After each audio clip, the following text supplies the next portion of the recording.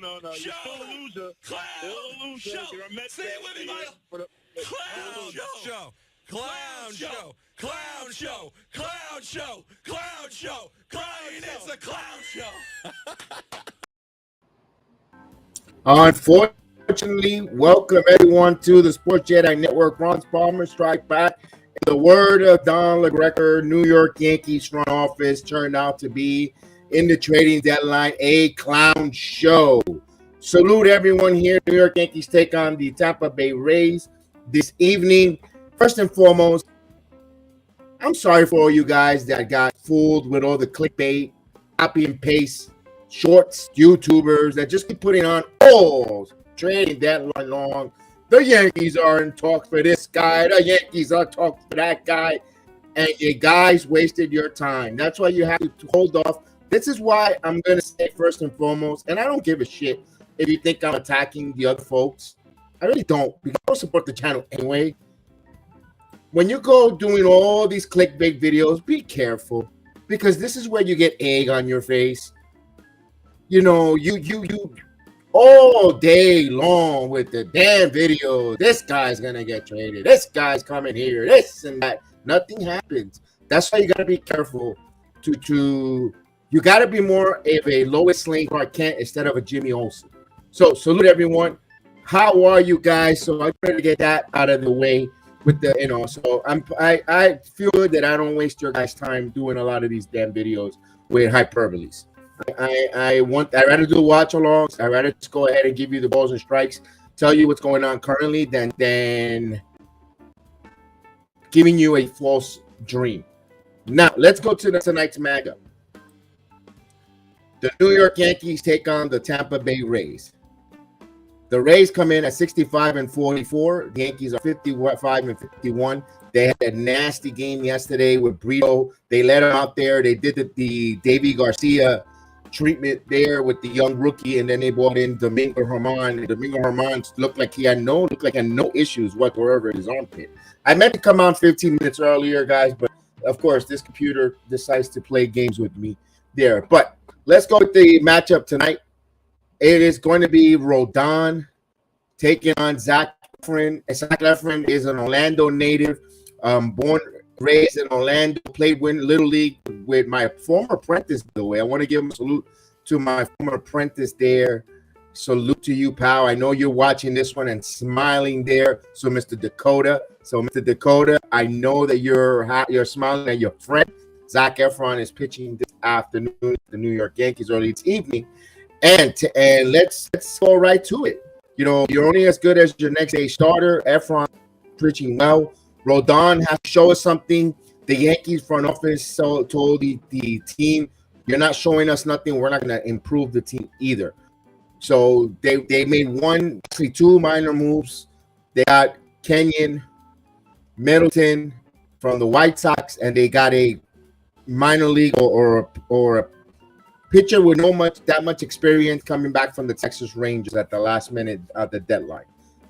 That is the great moves the Yankees did. That's it. Now, what can the Yankees redeem themselves with? Well, you know what? We're hearing all about this nonsense with the Spencer Jones, the Austin Wells, the Everson Peraza, Oswald Peraza, this and that. You know what? Bring 2 or 3 of those guys up here. Inject some youth, because let's face it, the lineup looks dead. The team looks dead. There is no sense of energy or excitement when it comes to 9 ball players that Aaron Buffoon puts out night in, night out. And their hitting approach is atrocious. Let's go to the lineups. But I'm here. I'm not going to abandon my New York Yankees. Again, it sounds like I'm hitting them hard here, but I'm not abandoning them. I just want to see the team get better. So here's the acquisition about the final 45 minutes before the trading deadline. Kenyon Middleton comes over. Just another arm in the bullpen for Aaron Boone to go to at the 5th inning. So another 5th inning, 6th inning arm that the Yankees will bring in whenever the pitchers go 65 pitches, 75 pitches deep. And now we'll bring in another fresh arm for Buffoon to burn out. All right. So, Steve, I want to salute to you, Steven. He says, Yankees did not address needs. Cashman is pathetic. While the Mets, the Mets spent $150 million to shore up their farm system, getting away Verlander, Scherzer paid most of their salary, and the clubs, Texas and the Astros, you say they got 35 cents on a dollar on that salary. Good job on those clubs. And the Mets, hey, they're bringing in some big prospects in, gearing up for a long run there for some in the near future. We shall see there. Of course, Deshaun Bell, let's go Tampa. All right. He's a Tampa native. I'm a Orlando native, but I'm nowhere near rooting for this Rays team whatsoever. And most of us so-called concierge of, yeah, they are. That's why I don't like to waste no one's time, Steve. I'm not an insider. I watch it, and I tell you, I heard it from this so-and-so. I'm not pretending to be an insider, and that's why I try not to pose or become a poser. All right, so let's go with the lineup. We already gave that this card, those, and this is tonight's lineup, and let's go. For the New York Yankees versus the Tampa Bay Rays, the Rays lineup will be Young Diaz will be leading off and playing first base. Juan Franco will be at shortstop, batting second. Batting third, the designated hitter, Harold Ramirez. Batting fourth, the cleanup hitter, Randy Arozarena. Batting fifth, the third baseman, Isaac Parales. Batting sixth, the second baseman, Brandon Lau. Batting seventh, the center fielder, Jose Siri. Batting eighth, the right fielder, Manuel Margot. And behind the plate, batting Christian Betancourt. Now for the New York Yankees, here's their starting lineup, leading off and playing right field, Jake Bauers. Batting second, the designated hitter, Aaron Judge. Batting third, the second baseman, and still on the club, did not get traded, Gleyber Torres. Cleanup hitter, the first baseman, Anthony, I don't know why I'm batting fourth, Rizzo. Batting fifth, the third baseman, DJ, I lost my touch, LeMahieu. Batting sixth, the left fielder, Isaiah, I play every switch army knife, kind of Falefa. Batting eighth, batting seventh, the center fielder, Billy. I don't know why I'm actually playing center field, McKinney. Batting eighth, the shortstop, Anthony, I strike out way too much, Volpe. And behind the plate, batting ninth, Cal. I can't throw anyone out stealing Higashi Oka. So that is the lineup tonight for the New York Yankees. I just had to throw a little bit of a zinger touch there on that. I hope you don't mind me going a little bit funny. We gotta keep these streams a little bit exciting, a little funny, a little zinger, and maybe become a little bit of a heel, a Yankee heel, in a good way. But I mean, gotta give you something different from everyone else, from all the cookie cutters programs. I mean, listen, I always gotta change the bar because a lot of people weren't doing watch-alongs. Now everybody in the mother wants to do watch-alongs, even the professionals. And now so I got to change the game. Everyone takes something a little bit from here, so I got to change the game, and that's how I got to keep reinventing and changing up a little bit. And of course, we'll keep moving forward. This team looked like a slice of Swiss cheese, a moldy Swiss cheese, Jose Melo, a moldy pedazo de queso. All right, so those that are watching along for the very first time and those that are lurking in the back chat, salute to everyone there. And we do the watch along, we do a play-by-play, we bring out a scoreboard, we definitely give you the balls and strikes, we'll give you our opinion. Normally the time I usually have some partners that will join us and watch along. A few guys are taking a couple sabbaticals here and there and sprinkling from time to time, so we would definitely have a nice group that comes in and chit chats. So we definitely going to do the balls and strikes. We're waiting for the first pitch to come out. We got about another minute before we get the show on the roll, like they say. I'll bring that up so you guys can see the score. All right. And Yankees added two mediocre arms. Yeah, we mentioned Middleton. Howard is a player from the Rangers. I believe only has 3 appearances for the Texas Rangers coming to the New York Yankees. So let's go. So we're waiting for the lineup there. Let's post that lineup again, scrolling underneath there of the Tampa Bay Rays for those that are coming in now. We're waiting for the first pitch. It will be Carlos Rendon. Rendon's got to turn. Listen, the way the Yankees didn't make any moves, their offense is really disgusting since June. We're not accustomed to this type of offense from the New York Yankees for many years. this bad. They're only 3.5 games out of the wild card. They're still 5 games over 500.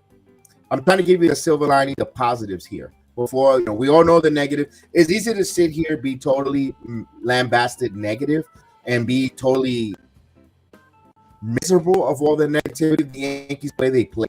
Let's talk about a little bit of the positive, or at least the glimming light that the Yankees have here. 3.5 games out. There's almost close to 55 games left. I understand their schedule is very, very daunting and strong here, coming up against the Rays, the Rangers, the Rays, the Astros, and others.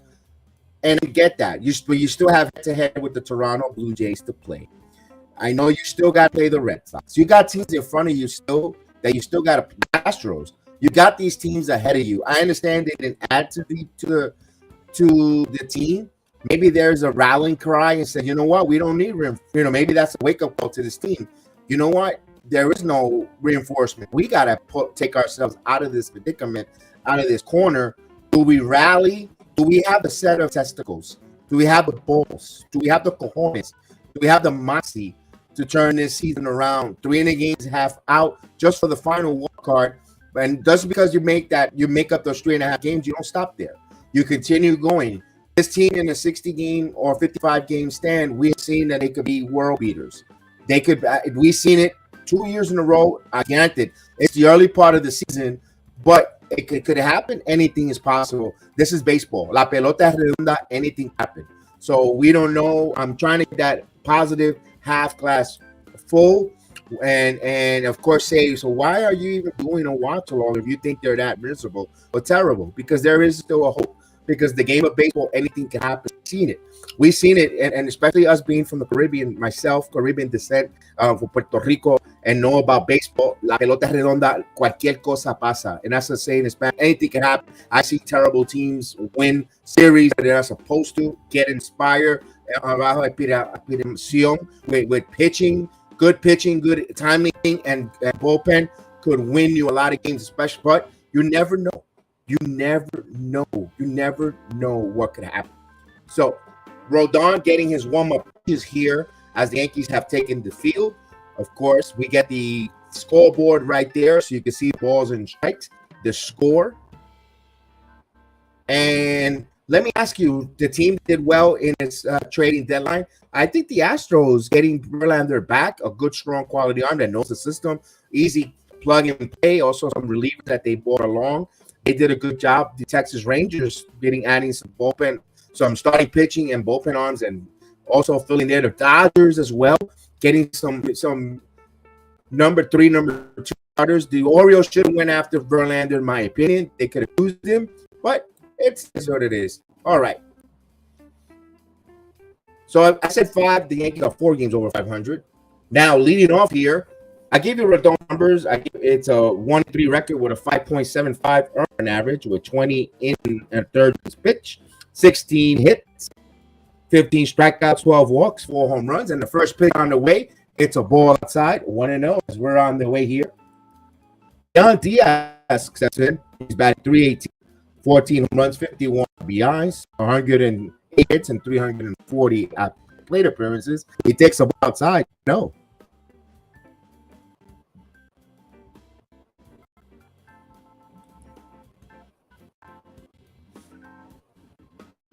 So it's a 2-0 count. And the pitch. Foul. Straight back. 2-1.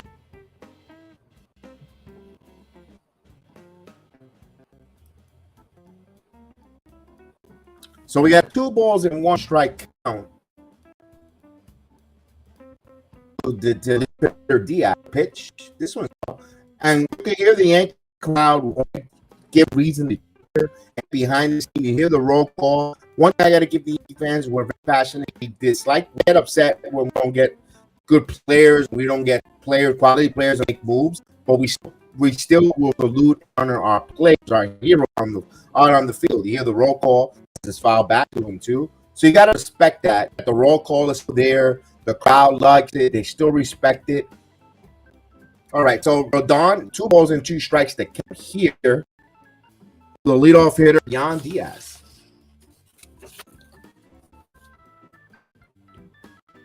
And the 2-2 just popped up. Here comes the left fielder.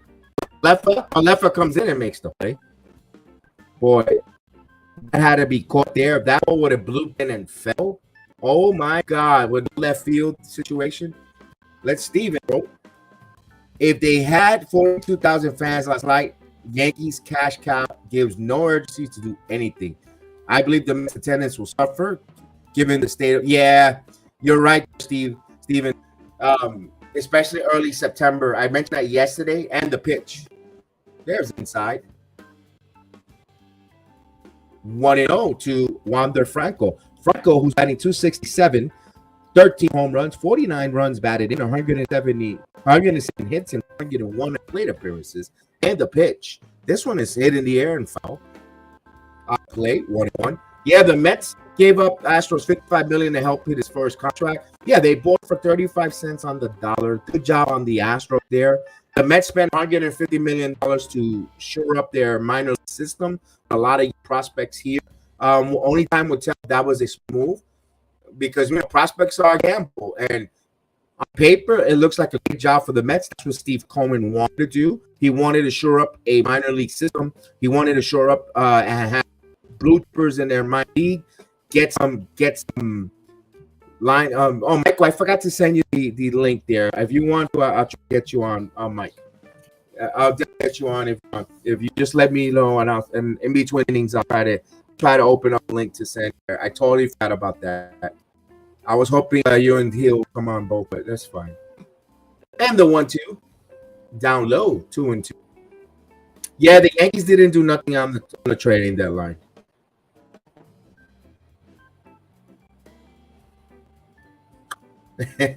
Jose, I tried. I've been breaking my own perfect rule in the last 2 weeks. I gotta try to get better at that. I know I'm better than Jose, and I know that this. I actually opened up with a swear, and that was not cool. That was not cool opening up with a swear there. But the Yankees, because I wanted them to do something positive. There was you could have done some minor moves to make this team better. And the 3-2 foul out of play. You're telling me instead of and only time will tell. We could be totally wrong though. Middleton, you could have gotten Jordan Hicks at a Middleton. If you're really going for reliever, why not go get Dan Hicks if you're going to go reliever shopping and go instead of a Middleton? Pitch this foul out of play. Now, would have told me you would have went for Dylan Carson from the White Sox. Make a move like that. He's still a controllable pitcher for two more years, and 2.5. I would have been okay with that. You know what? You're building something. The pitch down low, the count, and he walks him. A 1-out walk here, Dawn. And if they would have done something like that, then you know what? I can understand, fellas. Okay, ellos están bringing in a pitcher who's team controlled, a young up-and-coming pitcher. Maybe it's working with Mac Blake, a little bit of a different philosophy. He'll cut down on the walk, trust his stuff. Then talking something. You know what? Okay, it's a nice move. You got a pitcher to build on. Nestor Cortez, Miro Severino is leaving. He's not going to be re-signed. Nestor Cortez, you can move him in a deal if you want to keep him because you got to pay him, whatever the case was. You got Rodon already locked in. You've got Cole already locked in. That's 2 starters there. Clark Schmidt looks like going to be a starting rotation pitcher. Let's see he does it one more again. And then you have that young kid from the Philly. I think you would have had something cooking for the Yankees pitching-wise. And swinging a miss to Ramirez. Now, Ramirez was batting 284 with 9 home runs, 37 runs batted, 74 hits, and 261 appearances. And of course, I don't want to bore you at what could have, because hyperboles. It could have, but it would have built something there. 4 starting pitchers. You can always address the hitting, especially when you have the young kids that they're projecting coming up. They're supposed to be, top prospect, Wells who can hit. And here's pitch. Yeah, the strike 0-2. Wells, Spencer Jones looked like he's 6'9", like a monster out there. They could steal bases and so forth. Those projected moves. Then it just puzzles. It makes me know what they're doing. And sometimes, and the 0-2 1-2. Now, also, I also gotta see the other side of the coin while the Yankees do any moves. Give me any favorite soap. Give me lava. It's good stuff. We'll take all the nastiness out. You know, we use lava when we're in the field because it has those germs. In this case, I can take all that potty mouth out there, Steven. Yes, indeed. And 1-2. This one foul out of play. So the last 2 years the Yankees made moves, and all the last 2 years have been done. Maybe they're a little afraid. Cashman's a little afraid, and he can't give up players and miss out on it. Maybe that's what it is. As a throw over to Franco. Maybe he got scared, and if that's the case, or teams don't want to deal with Brian Cashman. And it's the time that we need to think about. And of course, like we've been saying, it's time for a new general manager, because maybe you a fresh general manager who has better relationships with other general managers around the league and runner goes, and he got swing and foul. Remember, Hashioka cannot get anybody. He cannot get anyone out, and Franco has 29 stolen bases. So he was almost halfway there. He was not going to get thrown out by Hashioka. Yeah, I think I'm agreeing with you, Mike. I think we need a new general manager, because it's starting to show on the trading, on all different trading deadline stuff. So here's the pitch. Ramirez grounds this one. There's one on the first, around the horn, double A. It is a 5-4-3 double A, and the inning comes to a conclusion. No hits, no errors, and no one left on base. Erase on a double play. We go to the home half of the first, where the Yankees come up to bat against Eflin. Now, Zach Eflin is an 11-6 record with a 3.64 earned run average. He has 116 innings pitched and 102 hits, 116 strikeouts, 17 walks, 11 home runs. A Orlando native, a friend of my old apprentice, Mr. Dakota. Mr. Dakota, my old apprentice, well, it's his little league buddy. So he has good. I remember when he told me that last year. I was like, really, Scott Eflin? And that's a good friend of his. So it's just a personal note with my friends with Dakota. I know Dakota watches from time to time, so I know you, Dakota. Salute to you, pal. Judge should be very upset with the team. Yeah, Judge should. He took less money because they were going to add pieces around him. Again, what I'm thinking is that the general manager and the owner, they did not want to go over that third luxury tax tier. That's all it was. And of course, Mr. Don LeGrec. No. Show. Clown. Show. Say it with me, Michael. Clown show. Clown show. Clown show. Clown show. Clown show. Clown. It's a clown show. All right, let's see. All right, so we're back. Bottom of the first inning.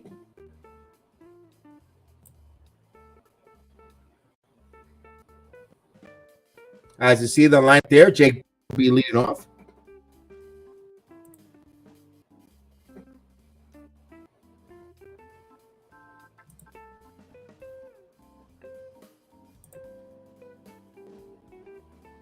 Yeah, that is what was it? Buster only said it yesterday, Steven, on the Michael K show. There's not going to change anything on the front office. Cashman has beginning of the first of a 4-year deal. Boone has another 2 years, another 2 years on his contract. So those kind of changes, I don't think it's going to happen, buddy. As much as us Yankee fans would love to see Aaron Boone get the hell out of here, I don't know. I could see them not. It's Bowers, the first pitch, and he's swinging at the first pitch and fouls away. Now Bowers, who's batting .232, 9 home runs, 22 runs batted in, 35 hits, getting 51 plate appearances. Bauer at the leadoff spot does work a lot of the pitch count, but then when he does, they move him back to the 5th or 6th hole. So the Heckle and Jekyll jerking around of Jake Bowers, I would say from here on, if you didn't address him as the leadoff hitter, leave him as the leadoff hitter. And 0-2, just missed 1-2, beautiful curveball, and stayed wide there, 1 ball, 2 strikes.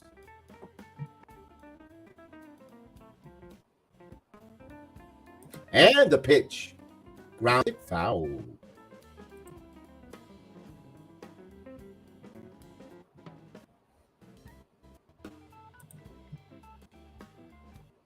A good game tomorrow. Cy Young Award. McCann versus Mr. Garrett Cole. Don't know I'm doing that yet. I got to get ready for my trip. Oh, out. So he struck him out. One away. Got rid of Bowers in 5 pitches. Jerome, hello, Jerome. Time to rebuild for next season.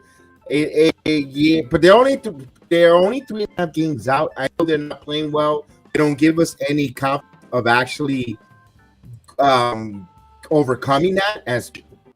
But Judge swings and a miss. 0-1. Judge batting 297, 20 home runs, 42 runs batted in, 54 hits and 181 plate appearances, and outside for a ball, 1-1. Now, Judge when he has a chance to hit, have to try to do things, and not he's going to be walking. The 1-1, and there's a hit up the middle, and there's a base hit. So Judge, he's on 1-out single.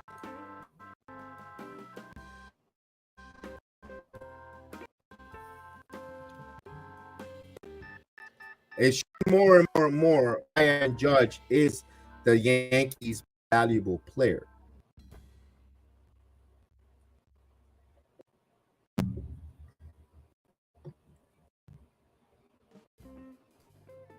So here's Torres. I like to swing at the pitch, Torres, and the pitch. And typical Brandon swings at the first pitch. Shortstop 1 on the first double play. This is the thing that pisses you off.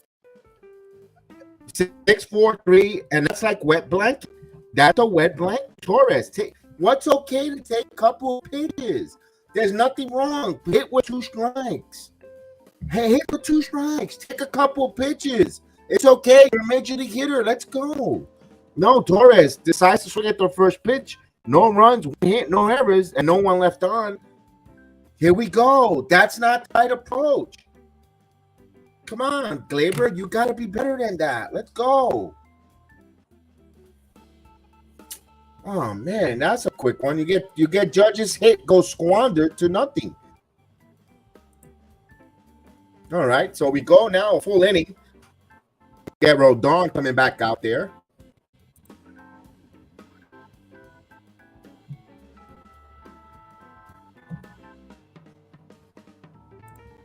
All right.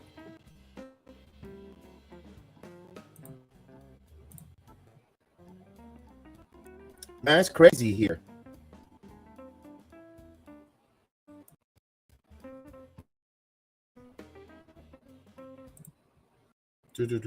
I know Rhea will be on. I would like to hear her.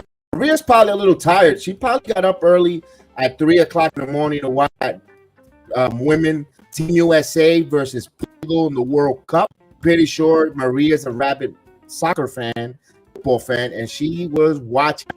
I know Miss Maria was watching that soccer game. You know, her love, her country of Portugal was taking on Team USA, and I know she likes good soccer. So I know Maria might be taking a nap, a little tired. So maybe she'll join us a little later.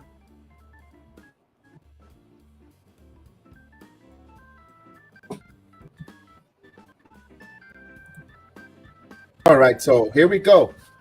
Heel had a scary morning. Okay, I woke up and think my body was recovering from. Oh, you got to be careful there, Heel. You got to be careful, buddy. Definitely. Maybe when you get you one of the puppies, one of the dogs that will tell you about. They don't think about, man. Dogs are fascinating. If you suffer from that, the dogs could see that and get you medicated. Let you know when you're about to have one. Warn you if you have medication.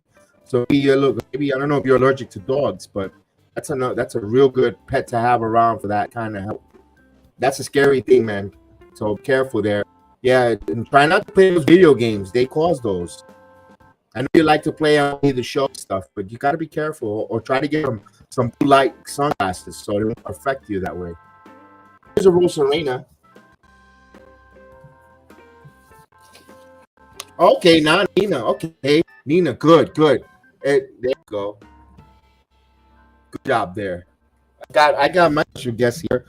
Would be sitting this weekend right next to me, but the camera can't pick her up. It's a little my mother-in-law's Chihuahua. It's Angie. She's there, nice, right here to my right there. My wife has dog sitting company, so without she's sitting. This one's popped up. How to play? We got a lot of Frenchies. We got a Frenchie that comes here every other day. He's awesome. They're awesome. 0-2 here to Rosarito, who's batting 257 with 17 runs, 62 runs batted in, 95 hits, and 370 plate appearances for the Cuban Mexican native. And the pitch down low, 1-2. She's a sweet little Chihuahua. I'm usually not too big on Chihuahuas, but she's a sweet Chihuahua. One of the most sweetest Chihuahuas. She's a good girl. Of course, I have my Husky, Bruce, and my Pequeño Cheese Terrier, 2 Asher. And we get guests, we get different dogs to actually babysit the different dogs. It's good because you see different breeds and you get to be around dogs. I kind of like that. 2 pitch coming from Rodon. This one is foul to play. Hopefully the music isn't too loud, Steven. I'll lower it just a little. I started hearing it a little bit on miniature Yorkie.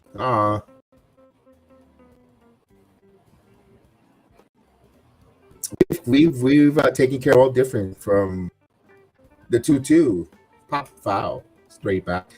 I cannot be a four parent dog. I follow the dog. I can't see when they give them. I know they find a better home. Man, when you get so used to it and you have to give them away, give them back because they find forever home. That's so. They're gonna miss. Rosario goes down on strikes, so we get a back out for Rodon, and of course we'll put that strikeout whistle. We'll get it ready, and there we go.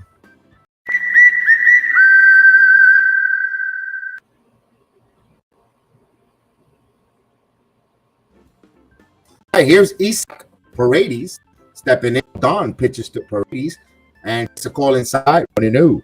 Now Isaac is 250. It's 70 hits, 79 hits, and 306 plate appearances. He has 20 home runs, 63 runs batted in. Right-hander, third baseman. Rodon deals the pitch up high, 1-1. Actually 2-0. He didn't call one a strike.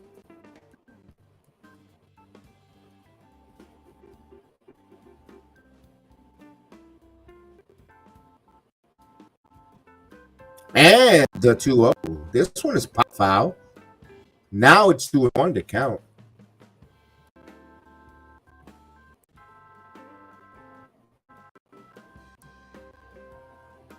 Now, Paredes, Isaac homered last night. He line drive priority into left field. He pulled it. And the 2-1. There's a strike. Eclipse the type strike zone, 2-2.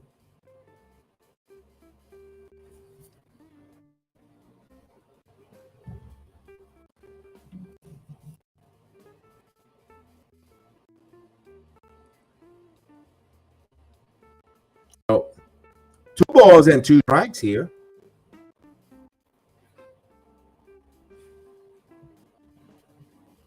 The 2-2. 5 straight back. It's 2 balls and 2 strikes.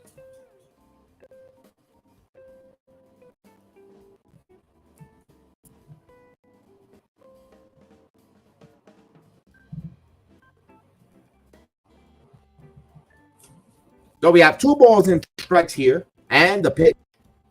Check swing, go. He did not, no swing, so the count runs full. 3 balls and 2 strikes here. We're in the top of the second inning, no score. Post-trade line, will, of course, we'll have more conversation on the moves that was not made by the New York Yankees, and the moves around the major. And this one, in the dirt, it gets away from Higashioka. That's a live ball, and Higgy goes, gets it. So 1 out walk to Paredes.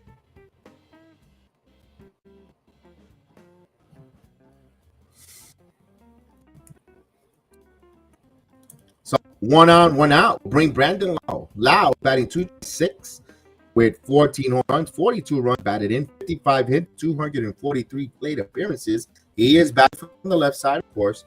Yankees trying to set up for a double play. And pitch. Check swing. He did not. It's 1-0.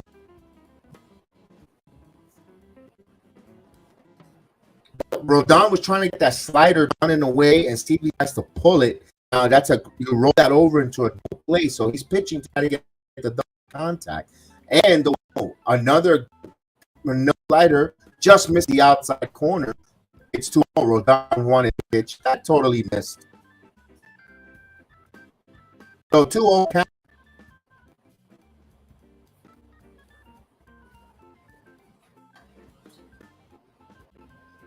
The 2-0. There's a strike, 2-1. Nice pitch there by Rodon. 95 miles per hour. Up and in on the hand. He's got to have some real quick hands to pull that one to get on top of that.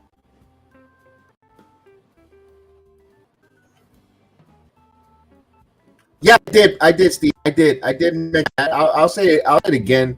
With him, he Bust only was on Michael K yesterday, and they actually one count.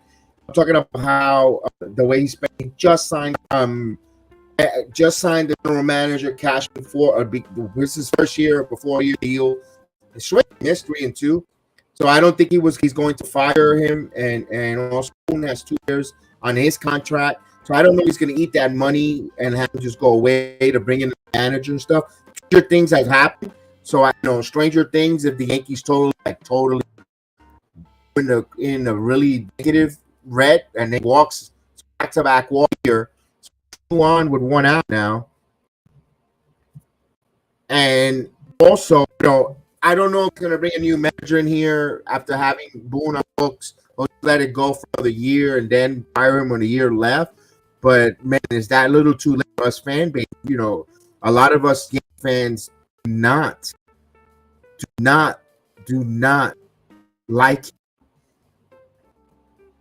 Interesting. And that money that he's spending, he doesn't want to go to the luxury tax. That third luxury tax.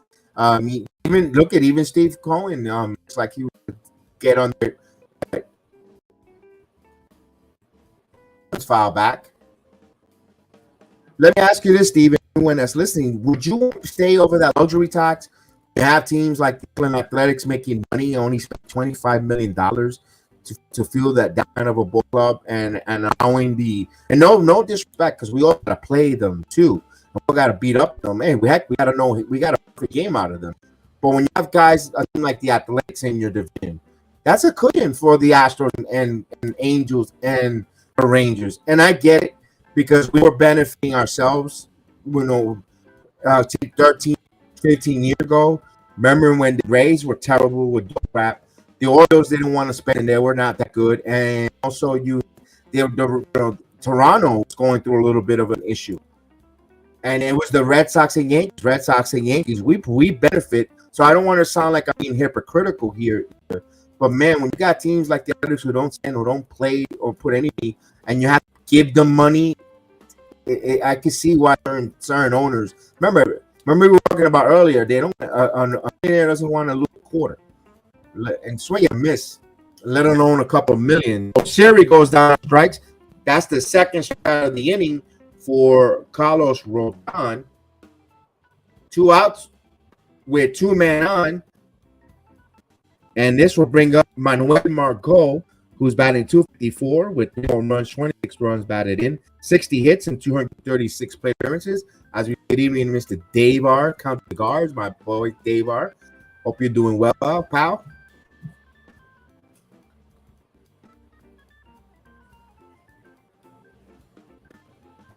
And pitch to Margot.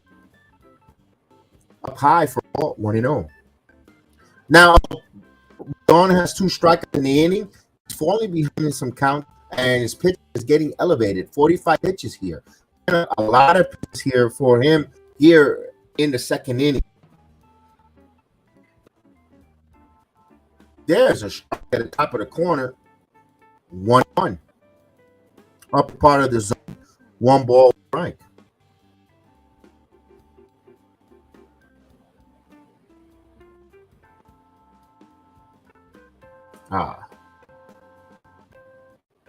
One line drive, and this one for Leffa, he misplayed that one, and that's a one hopper. Yankees were fortunate. Again, the left field situation. I don't think a regular left would have got to it, but the way it looked, Marco with an RBI double, 1-0 Tampa Bay. The Yankees were fortunate that was a bounce and went out of play, because easily Lau was score on that. The way Leffa fielded, the way Leffa went and attacked that he took. And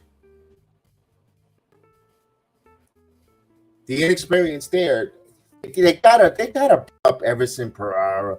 They need to bring in one of the young kids. You know, they're not gonna play Greg Allen. It's obvious they like Greg Allen. They're not gonna play Allen. So you know what? DF him, get him out, send him down to the minor.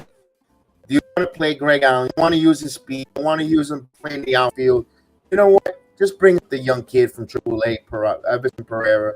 Just put him up and DFA. You know, even if we lose McKinney, it's time to go with the young kids out there. We need young kids out there. Bowers don't want out. You know, I McKinney, but you know what? Its experiment is over. Just bring the kids up.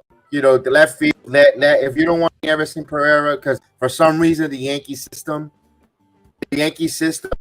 don't, or the analytics say that he doesn't translate. They don't see him. They sour on him. So they should have moved him as he files it straight back. 1-1. They're not too high on him. You know what? You could have moved him in the trade deadline here. My point is, if you don't, it's just, I don't know. They send so many mixed messages.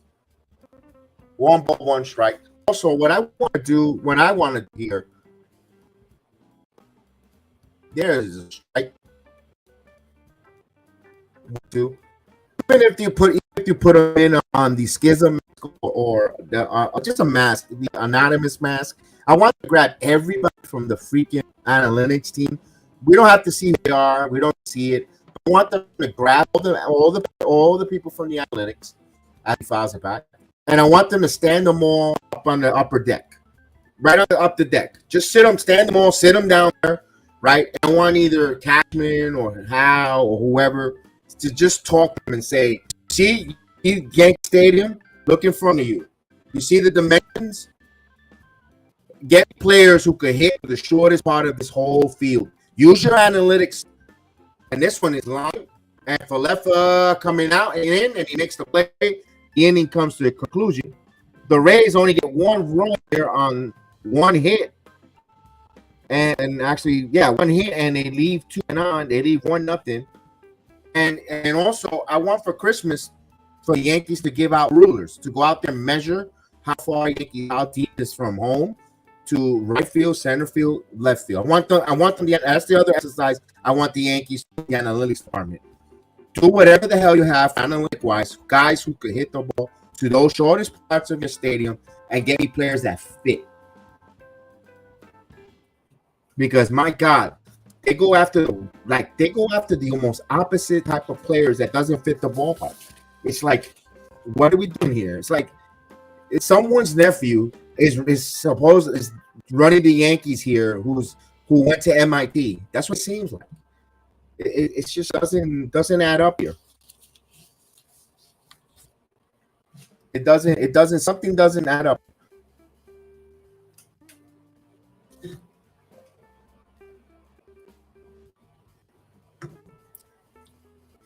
So we're trailing 1-0. We got to get some runs here. You have Rizzo, LeMahieu, Falefa coming up. I mean, we're kind of for batting 6. Batting 6. First and foremost, if you're going to have Powers to lead off hitter, I kind of like that. I will have Falefa to bat second when he plays. Or Bader, although Bader hasn't been anything sexy either to my home coming out. I mean, to be batting second. But man, this lineup construction, the analytics with their ballpark. Yeah, it could be that.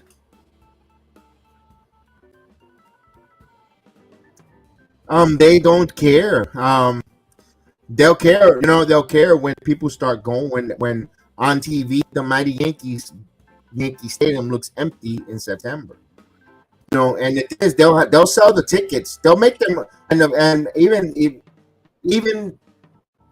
then, the front office will be smiling because they'll have money already to sell out, but they won't. But the aesthetics won't look nice when the stadium looks empty.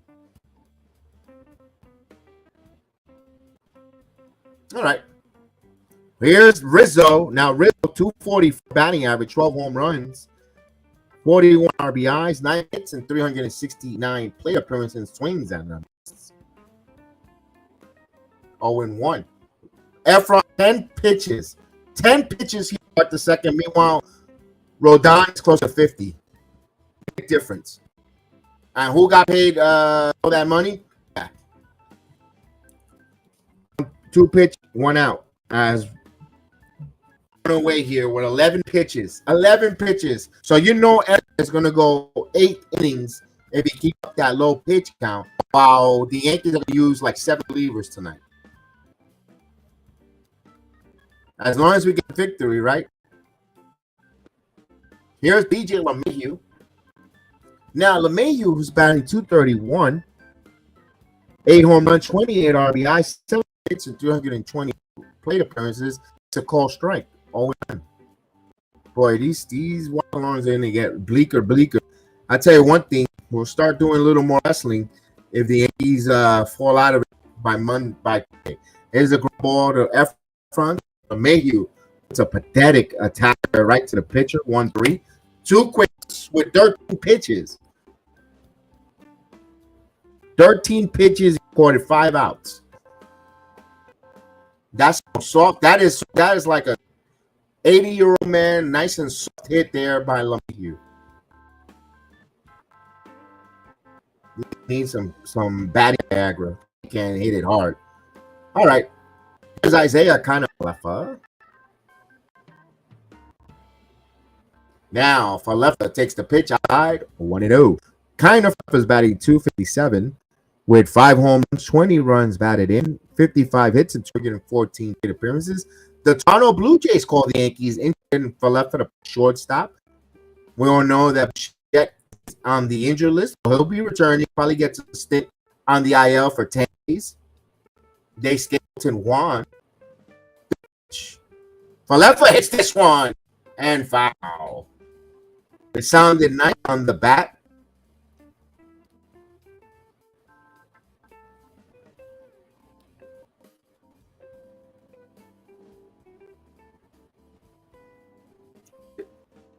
And a pitch up high. 2-2.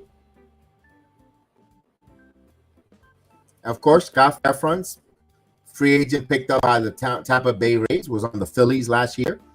And the 2-2. This was foul to play.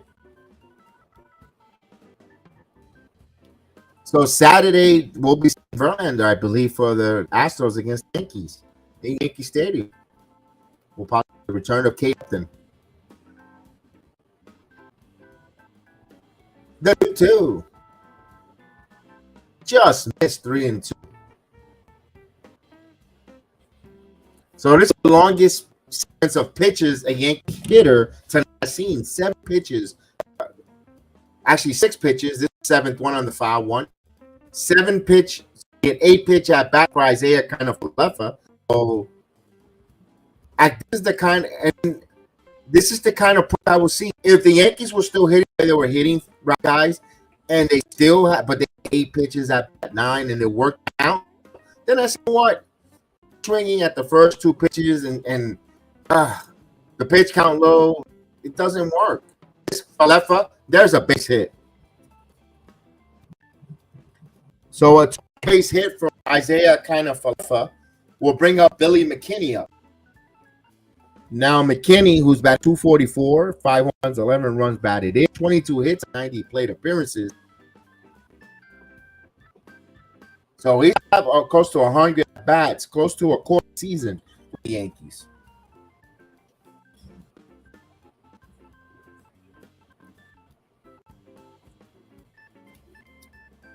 Now, and the pitch. Inside for ball. No, just like that, Efron's pitch count doubled. Now he's at 22 pitches. See the difference when you work and you work the count. You know, he was already at 12 pitches, got 5 outs. Good job on Falefa. 9 pitch at bat there elevated that pitch count. That's what you need more. Nope. Good play perfectly there as McKinney pulled it. No runs a hit. 1 left. The Rays have a 1-0 lead here as we go now, 3rd inning.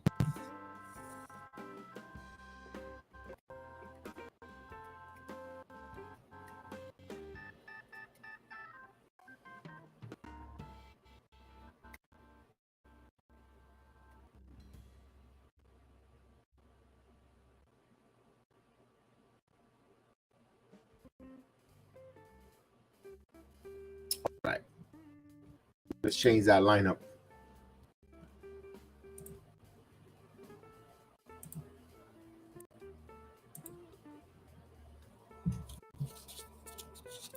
So it looks like tomorrow night, if I look at the lineup, they're going to punt the game again with Cole on them.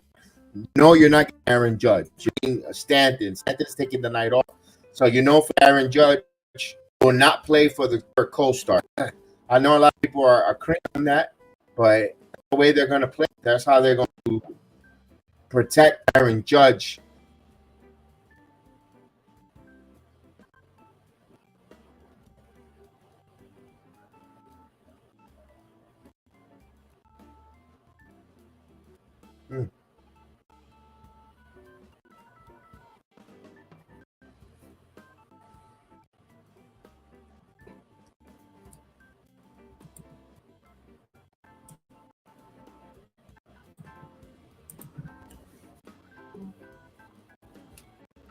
So we're waiting for the inning to begin. Michael Puro left. I thought he was going to join me on here, but I guess he just wanted to and leave.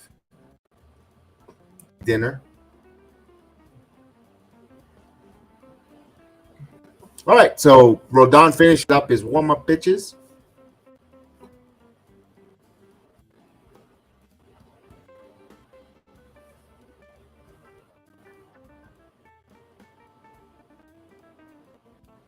So Yan Diaz, second time around against Rodon, he flied out. He's 0 for 1.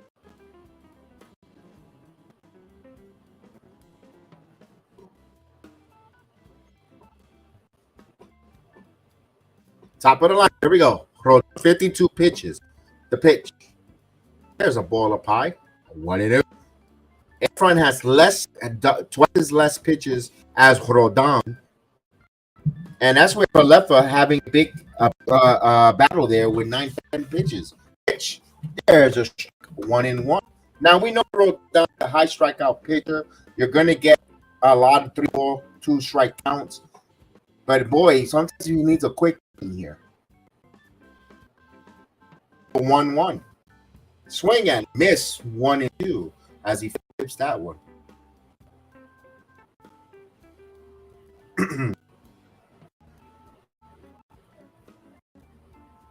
Ball, 2 strikes on. And the 1-2. Outside, way outside 2.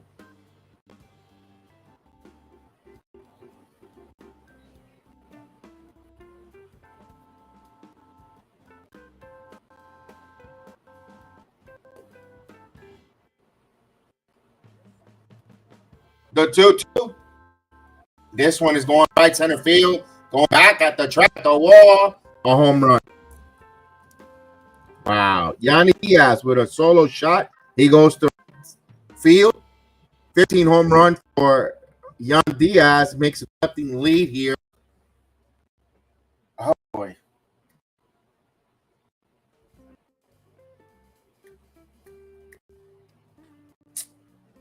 And wow. Another fastball. He lit up. elevated. You got to keep that fast down, especially out in Yankee right field. And Yan Diaz has a lot of power. Took it the opposite direction into the short pitch. 2-0 lead for the Rays as Franco fouls it off. So the team that's not hitting falls behind 2-0. It feels like it's double. It feels like a 4-0 lead. It's only 2-0, but the way the Yankees offense has been, it feels double the amount. There's a strike.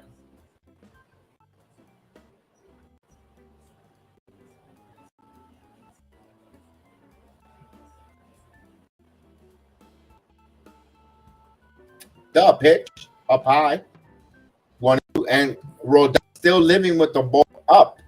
He's still keeping the ball elevated. He needs to keep the ball down, not up, elevated, especially Yankee Stadium. There's a hot night. The ball will travel, especially these hitters who are strong going the opposite way. And you see Franco just missed hitting a double down the line. They're going the opposite direction when it.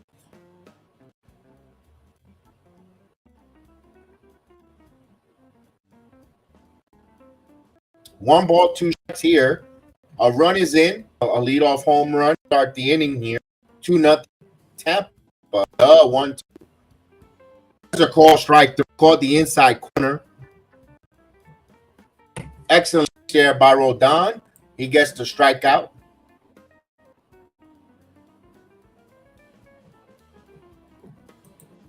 Boy, the Yankees play with an early lead. The top of the lineup again. The Yankees again. They want to be so hypocritical. The pitch, swing and a miss here. Ramirez on the Yankees. Want to hypocritical? Oh, we're analytics driven. So where the analytics department tell us that they're stuck in the first inning, getting a lead or scoring? This found it, and there's a base hit.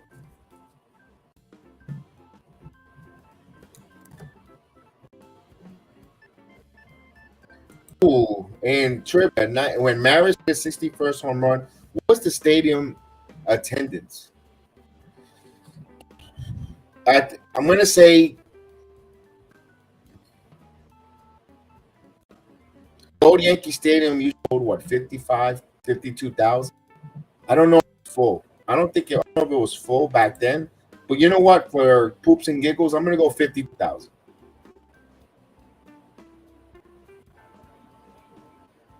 There's a call outside to Rosarena, 1-0. Rosarena struck out on a slider his first time up.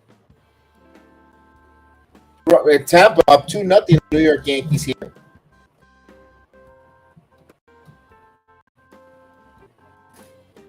And the pitch. There's a strike one. That's where he needs to throw those pitches. Down and down low part strike zone. He won't get hit. He won't get hurt putting it there. 1 ball, 1 strike. And pitch. This one's foul, out of play. 1-2 now. 1 ball, 2 strikes. Let's get Michael in for a moment. He will join us this evening. Mr. Michael. What's going on, Mike? What's going on? Very bad. I know, buddy. I know how you're feeling right now. I know how you're feeling. I don't blame you for feeling disappointed without getting those moves. I feel it. 2-2. We should feel a little disappointment. They needed to upgrade. And I know, and I'm going to say, there was nothing out there. I give their deadline an F. No, that was a major fail. That was a beyond brutal deadline. I called it. I said it was going to be a shutout. So hold on a second. Dash. This in the air. It's high. It is far. It is gone. Rosarena, smoking like a Cuban cigar. A 2-run shot. The Rays extends it 4-0. Boy, Rodon has been atrocious. He has been atrocious, terrible right now. Early part for he has been disgusting, horrible for the New York Yankees, and there's still 5 more years of Rodon on this. Man, 4-0. Wow. The Rays are playing home run derby on the Yankee pitching. And I know Chris Flash was saying that our pitching. People say the offense is not hitting, but the pitching hasn't pitching well either. And he's correct. I hate to say it, but Chris is correct. The pitching also. Rodon has nothing as average for the New York Yankees. Not at all. All the hype, the videos, all the podcasting. Oh, no, we need to get him. And this he's giving us? Too much hype for Rodon. Too much hype.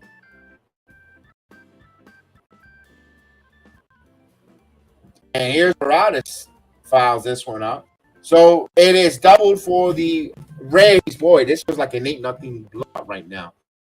Every time the Rays run, if you feel like the Yankees are getting doubled, that. Oh, Paradas just missed this one. Here's Palefa coming. Palefa makes the play.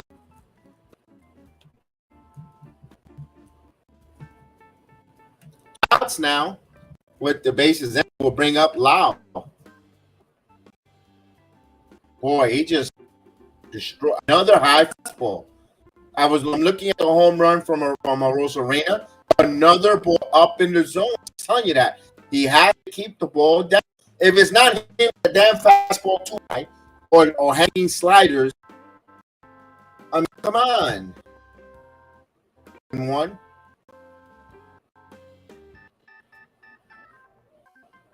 Tonight might be the night where the Yankees gave up on the season. No trades. They didn't make a move. They didn't make a trade. They didn't reinforce the team. They didn't. The front office didn't show them any vote of confidence in adding anything.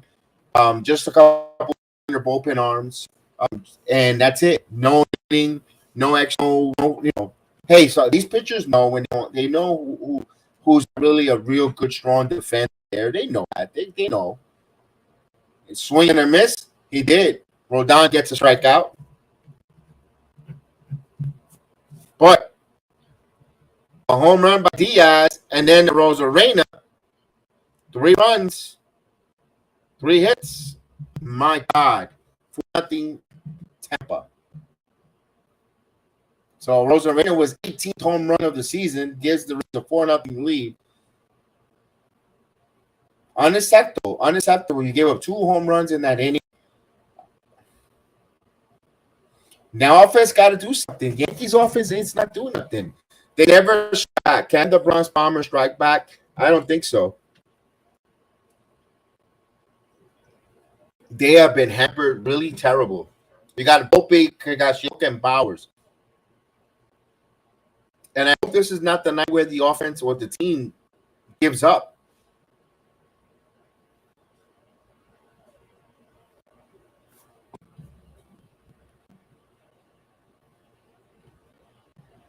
Let's get the Yankee lineup up there. Man, this is rough, fellas. This is rough. I want to be positive with this team. I don't want to rant negative. I don't want to sound like a negative Nelly or a downer, but fellas, this is not fun. Ladies and gentlemen, this is not fun. The stadium held 65,000. Only 23,000 were there. Young man caught the ball, passed away recently. Oh wow, only 23,000. I could have sworn because he was getting close to Bruce's record and so forth. And I know there was a lot of controversy. They didn't want Maris to be the one that break that record. They wanted Manuel and so forth. I thought people will be there just to see that, but I had 23,000.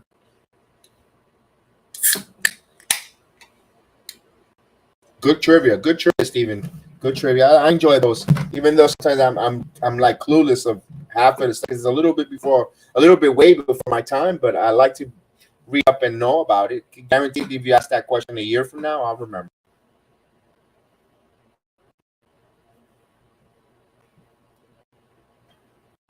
Hmm.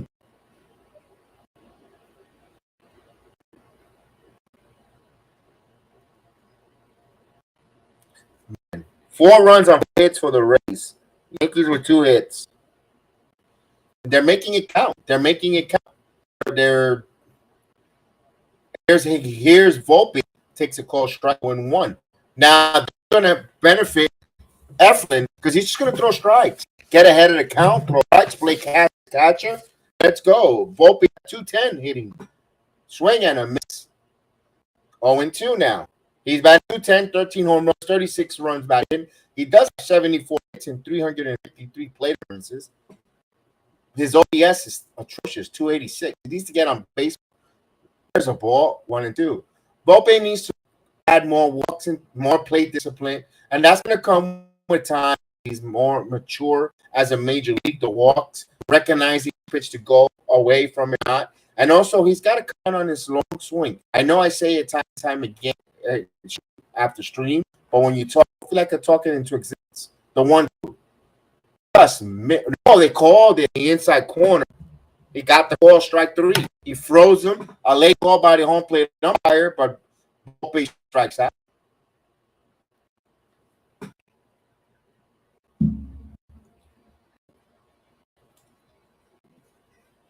Good framing job there by Bancourt. The call.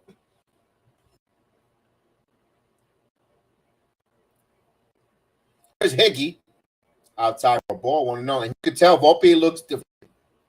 Volpe went back to the dugout defeated. He looked defeated. The team looked defeated. The 1-0.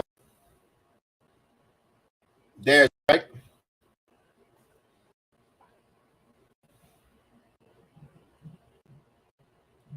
Guys, to say it, I think the season really turned New York Yankees. Not just when Judge hurt his toe in Los Angeles. They got defeated in that Sunday game. That Sunday game for the All-Star game where Domingo Germán was pitching well and when Boone did his stupid move there. I think that's when the whole team – I think the team got defeated. They quit on it. On the manager. They just checked out. I think I lost there with Oldham with that low count and open the double by Torres not making that double play. I think led to this decline as Higashioka was down. Back-to-back strikeouts. Yes. You're telling me that AAA, you could bring a couple AAA players up. It's gonna at least get you a better effort. Here's Bowers.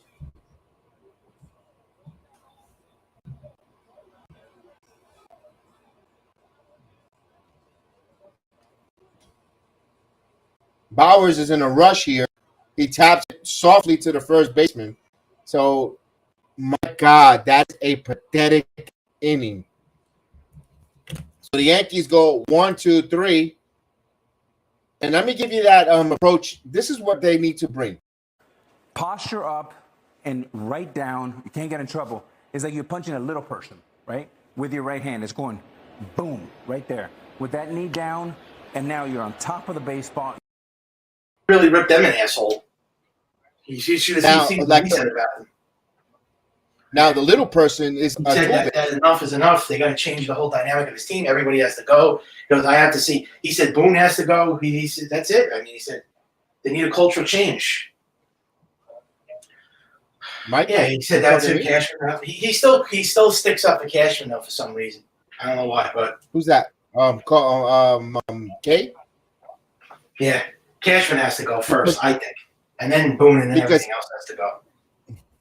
I would like to say how Starbrenner needs to go, but he's the owner, and the only way he's going to go is if he sells the team. He can't fire himself. And then all these players have to go. They both got to go. You need about 7, 8 hitters in this lineup. You know how hard that's good? That's bad. I mean, this whole into second base, third base, left field, catcher, shortstop, first base, everything sucks.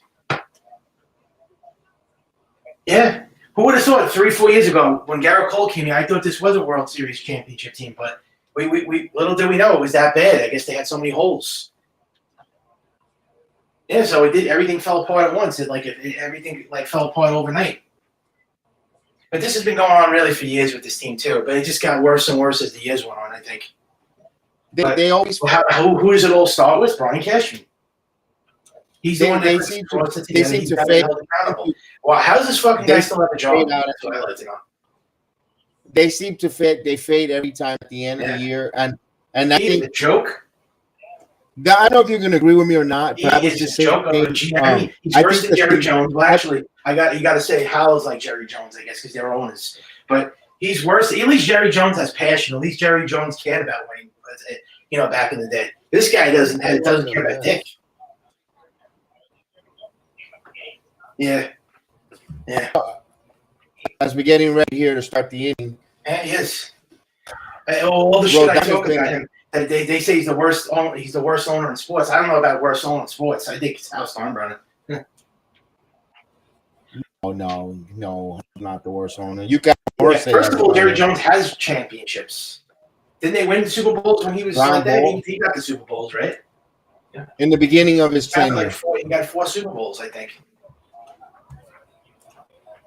Oh yeah, but when he came, he was respected. I think he was very liked when he first came, but now he's getting old and people they're saying shit about him now that he doesn't care no more. But rightfully so, I guess when you get old, yeah. He's a passionate fan, right? He's from LA too. Yeah, he's a passionate. Yeah. So Mark Goal 1-0. Never. Out 2-0. I never remember the next time. Exactly. There was rumors that he was at this, Michael. Wild card came 2 years ago, which was bullshit. I don't believe that, but that's when they needed to make change. Yeah, Cashman goes again. As soon as they lost that, he's a phony. But yeah, he's never seen Halo games. 2-1. No. When they lost that wild card game with the Red Sox, no, he doesn't care about the game. Lost. He makes it like he's a big fan too. That's when he had to get Cashman and bring in. They should have. He was saying that. I grew up in the '70s with Ricky Henderson and not Ricky Henderson, with Mickey Rivers and what's his name, Roy White, and the old Yankees, Greg Nettles. He's full of shit. I don't even believe him. He says I got to see those late '70s titles with the Yankees, but I think he's also full of shit though. Because I think he's trying to sugarcoat. He's trying to give the fans get the fans psyched. Oh yeah, I'm a Yankee fan too, guys. Yeah, blow it out your ass. The 2-2. Wow, he should remember those bad early '90s, late '80s, early '90s team. That '89, '92. One more. If you want to watch Kevin and me, I'm just going to do one more. Just one more. What do you call it? Send off. A bad send off to the season. That's it. This is it. I'm not going to be going. First of all, I don't watch games, but I won't be following streams or going on streams anymore. Actually, now everybody's forgiving me now. I got a lot of forgiveness today. They're all saying, sorry, you were right. Yeah, I hate to say I told you so. Yeah, now they're all saying sorry. Sorry doesn't do anything. Sorry doesn't really do anything. Negative. They're all saying sorry now. Yeah. Well, you know what? Your rebuttal. You know what your rebuttal should be. You guys you were always saying you weren't saying that I was negative. You knew this team sucked. You knew this shit was so I was still keeping positive. Yeah. Look, 4.5. I'm still trying to keep it positive. They live in a fantasy world. Still covered it, and I still thought they were going to be there, but man, this is not going well. I didn't waste people's time doing streams over and over, that's it. Over and over. They're not making the playoffs. They're not going to do anything next year. It's going to be the same shit again. They already said they're not going to make any major changes. What is that supposed to mean? They're not going to. That means they're not going to get rid of the players. They're not going to get rid of Cashman. Boom. That's it. You want to go full? It's just a disgrace. Then they're going to bring the same team back again, and they're going to miss the playoffs again. That's all. Just now, they're just going to miss the playoffs now every year.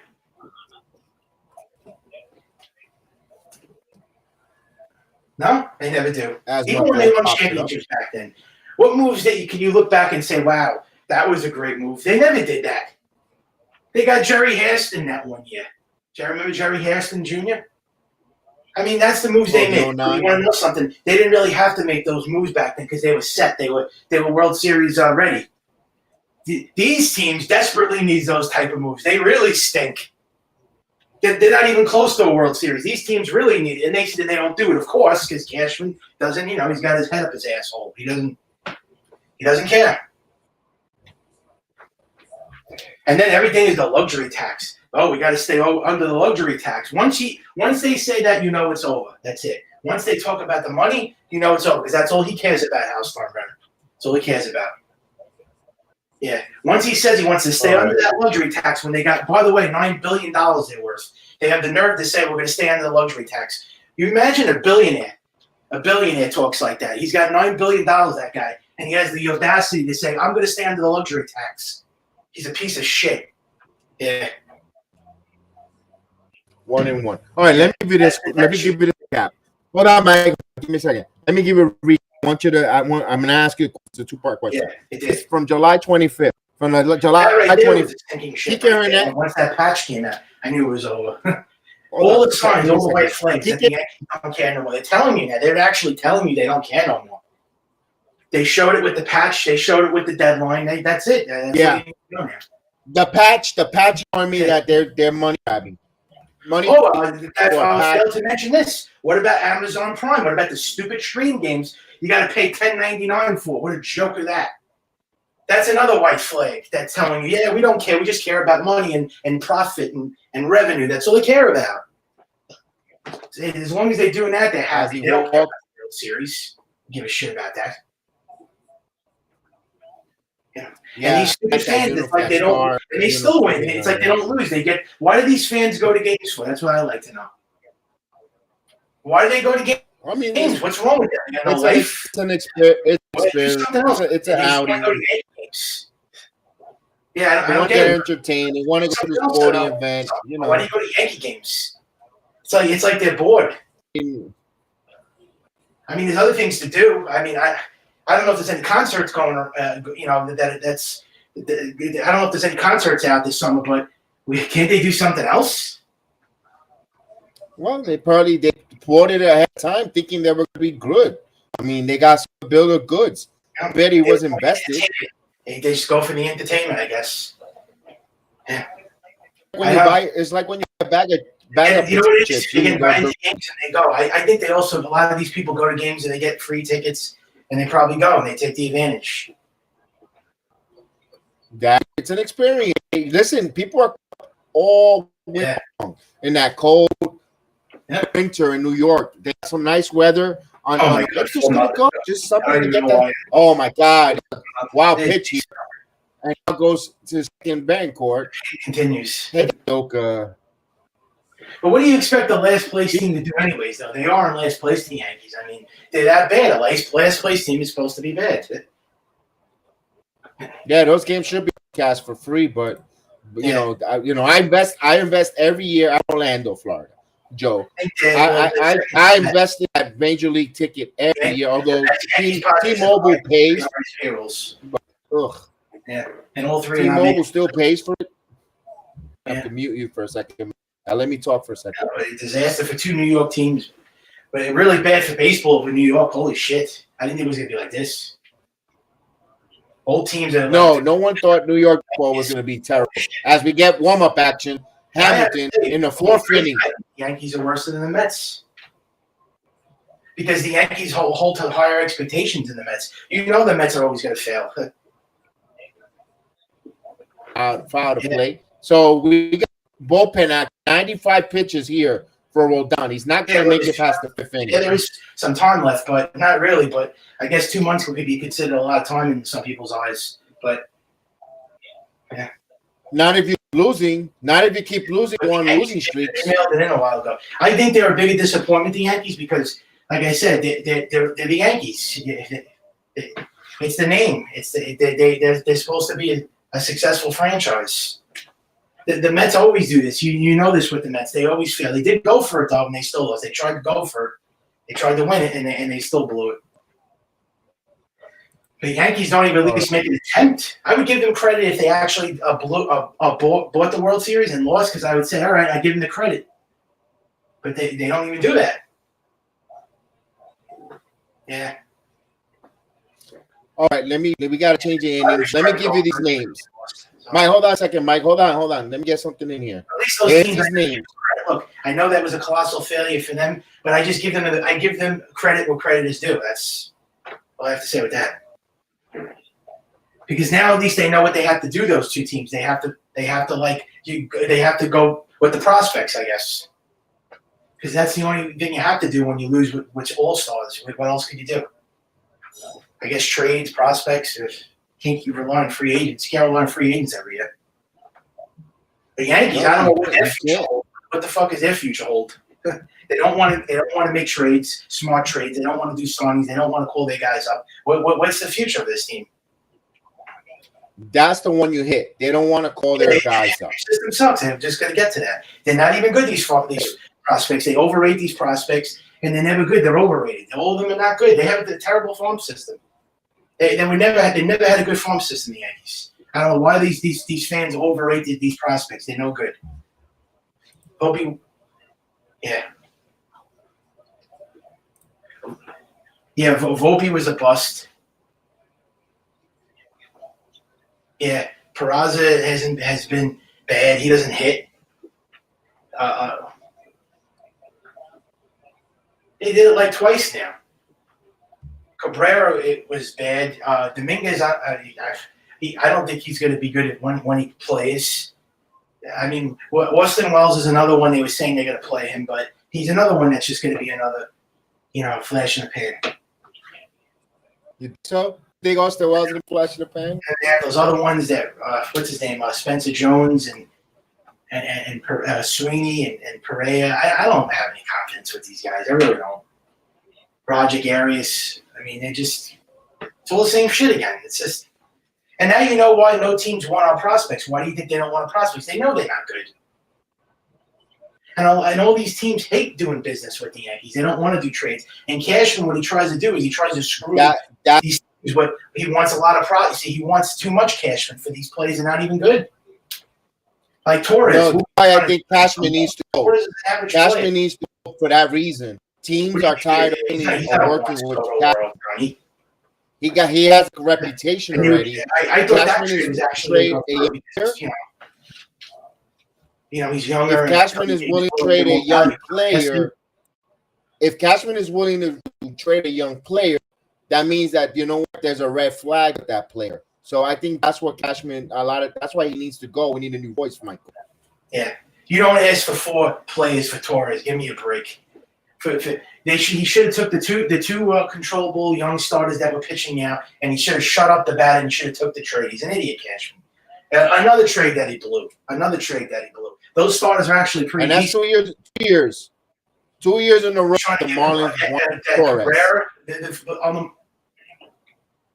They're not great starters, but you know what? It's better than nothing. I would have took that because I want Torres gone.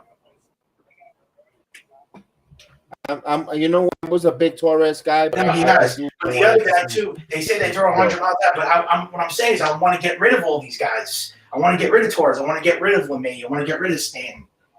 That's the whole point. It's to sell these players. I don't want these guys on the team anymore. He can't. They don't even want to sell. They don't want to sell. They don't want to buy. What do they want to do then? This team. They don't want to call prospects up. They don't want to do anything. This is why people are pissed off and they hate this team now. I can see it. This guy has to sell the team. He doesn't care about winning. He doesn't care. He's not going to. He's making a profit. You get me? Yeah, that was another stupid trade. What about Luis Castillo? That was a no-brainer. And once again, they don't want to trade Volpe. And now it's coming out more and more that these teams, what these teams are saying about the Yankees and the trade shit? They're sick and tired of the Yankees hugging prospects. See? They don't like it no more. Enough with the hugging of the prospects. That's all they do every time when they do a trade. No, we don't want to trade Volpe. No, we don't want to trade Dominguez. That's hugging. And they're wasting. They're wasting instead of going out there and getting now-ready players. You're blowing it. And these prospects don't turn out to be any good anyways. I told you Volpe was going to blow up in the face. I told you that it wasn't going to be good. I told you. I'm always right with that. All these fans, maybe give their prospects a chance. Maybe they'll be good. I told you. Yeah. I'm not going by that. So, who in the Yankee farm system you think should help? These fans live like in a bubble. They think it's the 1996. They think that we got Jeter, Mariano, Pettit again. Yeah, most of them are. Yeah. Who do you think is in that Yankee prospect system? What are you going to say? After all this, they have to see this shit. Of course. And then, is this mic on? Hear me? No. Hello? Michael, can you hear me? Say, we still won't get a wake-up call. Yeah, when fans stop going and when Cashman and Boone are gone, that's when things will change, hopefully. And I don't even know if that's etched in stone. And they already said, even though they're going to miss the playoffs this year, changes won't be made. Significant changes. That was reported from Buster Olney. He said that. Yeah, he goes, if the Yankees miss the playoffs, he goes, if the Yankees, in fact, do miss the postseason this year, he said significant changes won't be made. Now, what do you think? Who do you think? Who do you think said it? Hal Steinbrenner said it probably. Yeah. All right. So who do you like from the minor like, leagues that's going to help this team? Yeah. It's like saying fuck you. Yeah. Mike, who do you like from the minor leagues that will help this? Yeah. And who would you like from the minor league? Baseball, doesn't care about the championship. He doesn't care about the fans. He wants to make his money and fuck. That's it. Go fuck yourself. Is what they're trying to tell us. Yeah.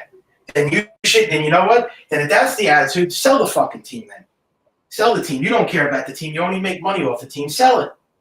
That's why the Wilpons did what they did, because they didn't care anymore. That's why they had to sell the fucking team. Yeah, and they had financial debt. They were Madoff, but at least they did the right thing. They know they had to sell the team. What is this guy keeping the team? You're worth billions. I mean, you're worth millions. Yeah, you're worth $9 billion. I am right, but the Yankees are the richest team. I mean, give me a break. Got E. Hamilton coming in to pay. Yeah, he didn't. Well, he's using his father's money. That's all his father's money. So, yeah.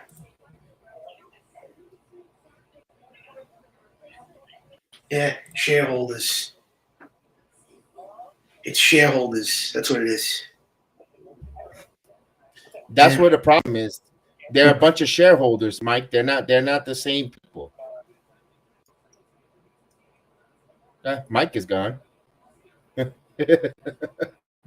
right, can you guys hear me out there? Because I don't know if my microphone was going because unless Michael was going on one of the rants. So here's one the Franco grounds it, and there's a base hit. And he's very passionate, but I wanted him to give me a solution. What minor league player of the Yankees does he like?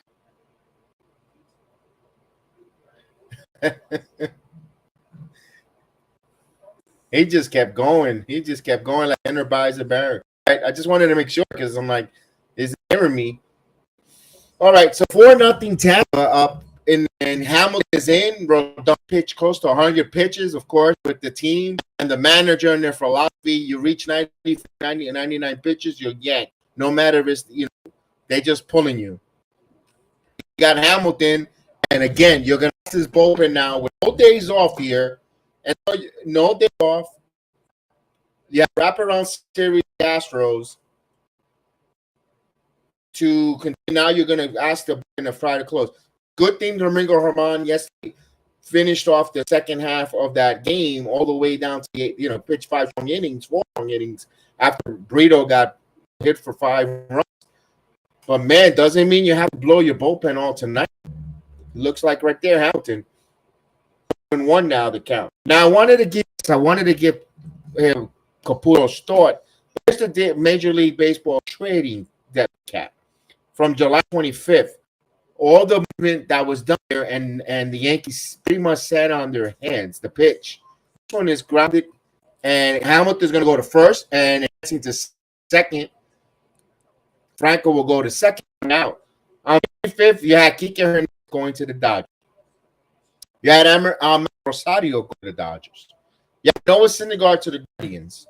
You had Luis Giolito to the Angels. Carlos Santana went to the Brewers. David Roberts to the Marlins. Lynn and Joe Kelly went to the Dodgers. Wendell Graveman went to the Astros. Scherzer to the Rangers. Followed by Jordan to the Blue Jays. Jordan Montgomery to the Rangers. There's a strike. You also have DJ Cron, Randall Goodrick go to the Angels. Aaron Savali went here to the Rays. Okay, all that movement. Paul Sewell to the Diamondbacks. Mark Kahn to the Brewers. Excuse me. Ball's inside 1-1.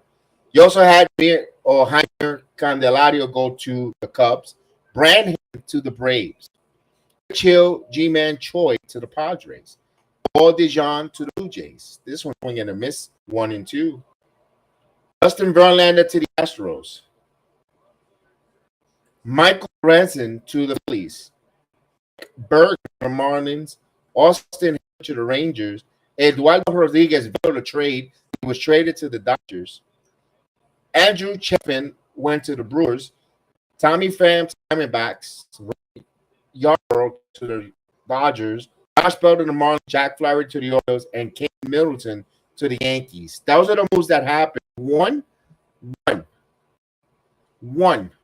Yankee move there, and that was a under the radar move. A mediocre reliever, 2 mediocre, which I didn't say the other one from the Rangers came this way, but still. They didn't do telling me out of those names that move. I kind of wanted a Jameer Candelario to play third base, the switcher. You know, I want to see that switcher to play for the Yankees with advantage of the short porch at times. You could put him in the lineup all the time at third base. You could DJ. You could play him at first, at second. I kind of that move there for Riddle some time off to clear his head, Torres some time off, and didn't work out. The Cubs got ahead of the. I don't know. The Yankees even put an offer. They checked in. I don't know. I don't know. They did. Jack Flaherty to the Orioles. I know the Yankees were never talked about Jack Flaherty. It was more they mentioned, you know, a couple the outfielder that's always injured from the Cardinals. There was hardly no buzz. Just like the Yankees were all in Bellinger, and once Bellinger, they just like they got blinded. It's like I'm not gonna do. They sat down like a little fat kid with attitude that they didn't get his cupcake. I'm not getting a cupcake. I don't want cotton candy. I want candy apple. I don't want cookies. I wanted the cupcake. And that's what the Yankees felt. They sat down like a little royal fat kid, upset that they didn't get a cupcake. And Cody Bellinger, I'm not gonna do nothing then. That's what they felt like. That's a tough one. The pitch. There's a strike. No, 2-0. So you're telling me it wasn't going to get Kike Hernandez from the Dodgers. I mean, from the Red Sox. I understand that. Red Sox don't do deals together like that. I'm looking. The Yankees, they were talked about Robinson being acquired, but that wasn't really a priority, really, at that kind of in the back of the bullpen with all the other glaring issues the Yankees needed. I'm just looking. Jordan Hicks was an interesting one. If you're going bullpen hunting, you might as well sign Jordan Hicks, fireballer who could throw. The Yankees are missing that swinging and miss type of fastball fireballer in their bullpen. The 2-1, maybe because they didn't throw a slider, it wasn't going to be. They didn't really care too much for him. Oh, this one's popped up. This might be going deep, and it ain't just miss hitting home run there. Tagging, but good job there for left field with a nice play. Second out of the inning. We know the Yankees was not going to add a Matt Scherzer. We knew the Yankees were not going to get the big time pitcher. Wasn't too interested in reunion with Luke Giolito. Nah, it's okay. And this again with the what are you sending videos for? Give it a rest. Yankees are not doing anything. Give it a rest. Learn how to fish. Stop with the short videos, dude.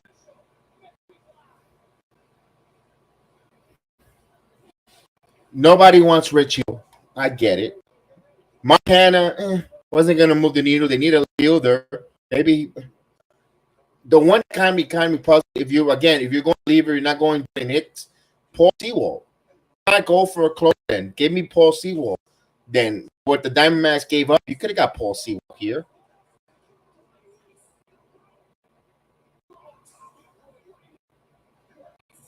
All right, here's the pitch. Miss, cut and miss, 1-1.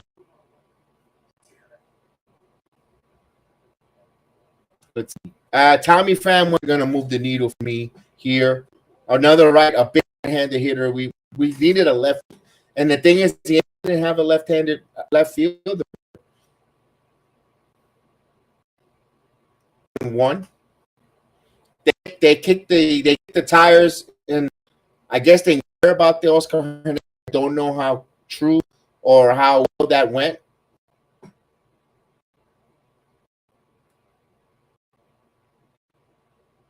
There's a base hit, and there'll be more runs here. 5-0. 5-0. The Yankees are getting embarrassed at home. Yankees are getting embarrassed at home here. Don't be surprised if they get out here.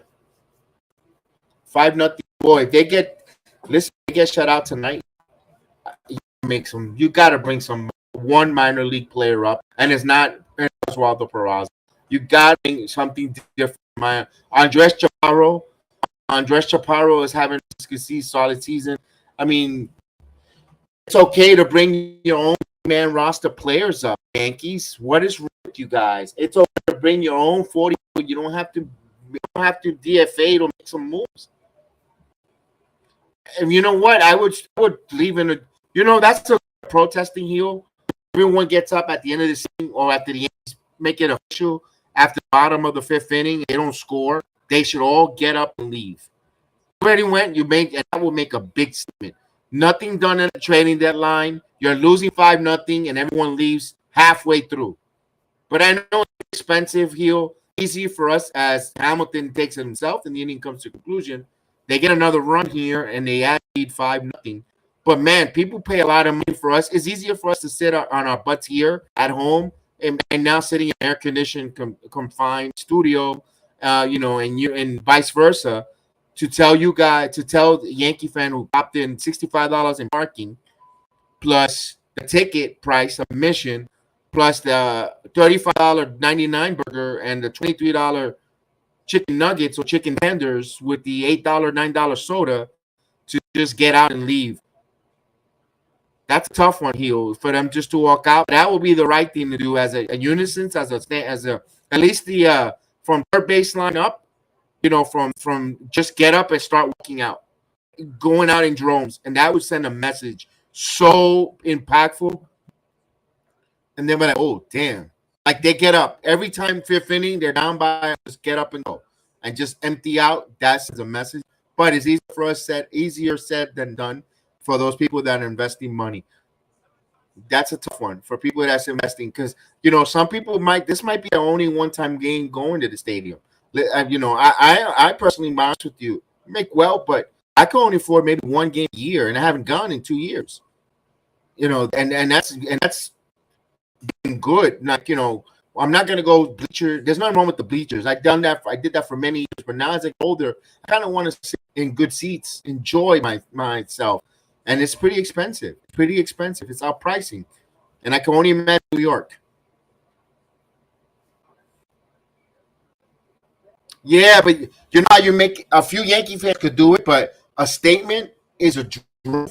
You're telling me if you could see that from the first bottom bowl, 10,000 people just walk out and leave that stadium, and they see them all at the same time. The camera catches everybody just walking, and you got a couple people do this on camera. Oh, it will send a message.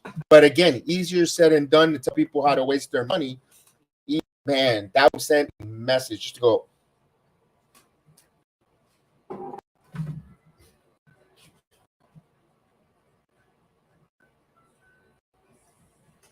All right, so we now here, bottom of the 5th inning.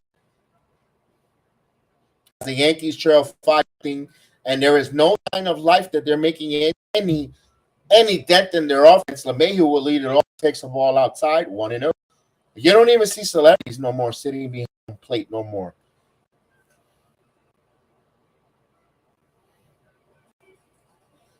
The pitch is a strike.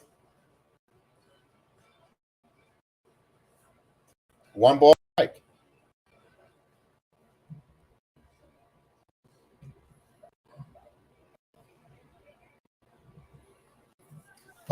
Tapper to the short. Oh my God, that's a moment. LeMahieu was not putting no effort. None of these at bats are good. And it's not the start pitching. You telling me every starting pitcher comes out looking like a Cy Young Award winner here, keeping the Yankees offense off balance? Something is not clicking here. His pitch count, 47 pitches. 48 pitch here with 1 out at the bottom of the 5th inning.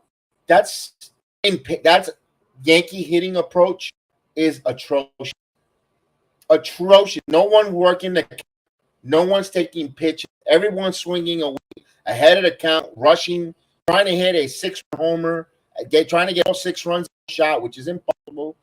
It's just not. It's not good winning baseball. There's a strike. And I know this must be honest with you. This must be killing Paul O'Neill, David Cohn in that booth. Those legends, that must be killing them watching this and broadcasting these games, knowing what they did, the hard work they did, and the way they to hit. You see this stop and this philosophy must be killing inside. Strike 3. The only that applauds this is Flash Dirty and Flatter, and he's a terrible pitcher anyway. Backup catcher who's horrible. The only one that will tap to that because he wants a job on the Yes Network.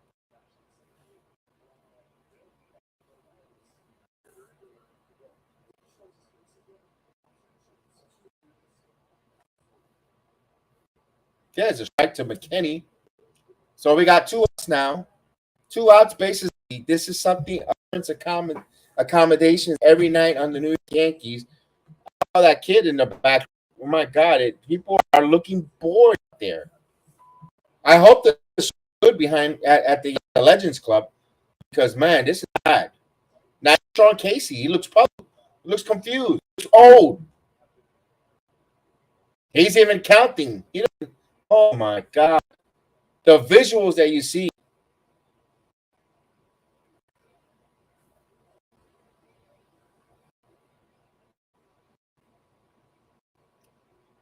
There's 1 ball, 2 count here.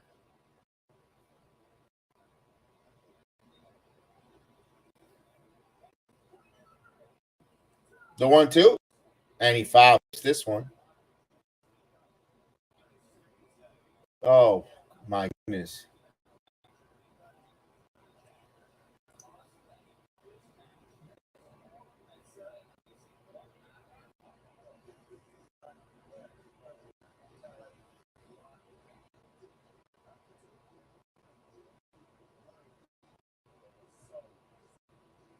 Down low, 2-2.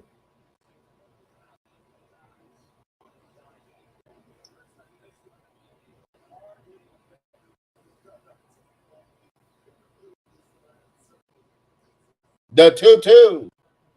It's the opposite direction, but foul.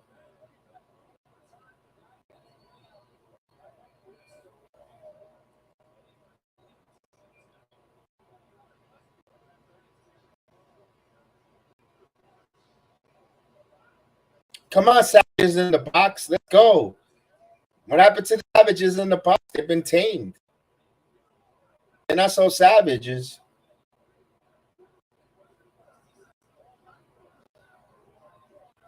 Outside. 3-2.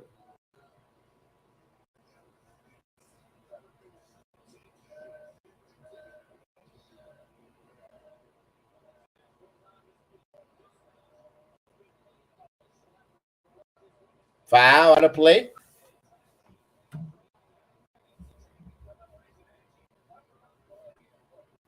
Oh boy.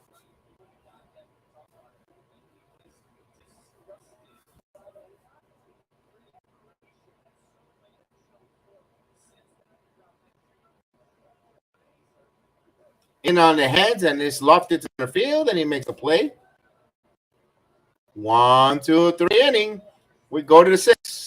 5-0 Tampa. This team is so one-dimensional, folks. They are so one-dimensional. This is not funny. One-dimensional New York Yankees. They don't steal bases. They don't have any team speed. They got the fewest runners in scoring position. my goodness, they don't get the big hits. Whenever they get runners in score position, less than 2 outs, they strike out. They never get the job done. There is no creativity with the offense. There is no jolt, no energy. At this point here, why not play a Greg Allen? Greg Allen just play, and it's just I don't know. I don't know what to say no more. I'm trying to find solutions here, something to spark the team, and there isn't any. There's nothing there to spark the team on this roster right now, on the 25 or 26 man roster constituted here on the New York Yankees right now. And it's frustrating. We're gonna fall more games out. We're gonna fall more. We're gonna, and it sucks.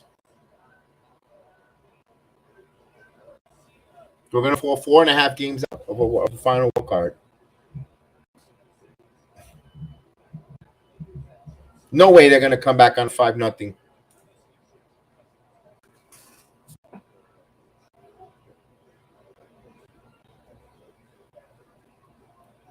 Wow.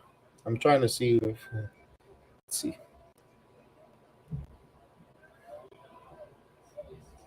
Wow, I can't believe this. I can't believe what I'm seeing.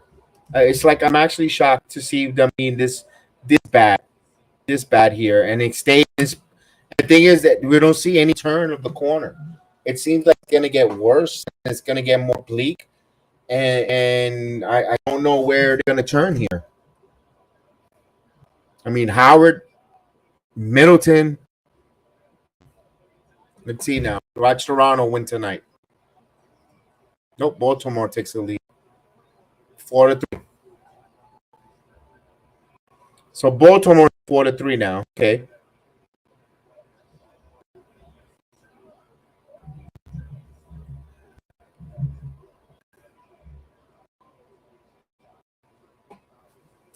Marco will lead off. Man, they're defeating me, man. I can't believe the Yankees are defeating me. I'm feeling defeated. It's the inning, and I feel so defeated because they're not showing me anything to get excited here. They're not showing anything to get 5-0. That I don't see effort, no fight. LeMahieu grounded up so softly. I mean, there's a double A, a major league team here. There's a strike. The bats.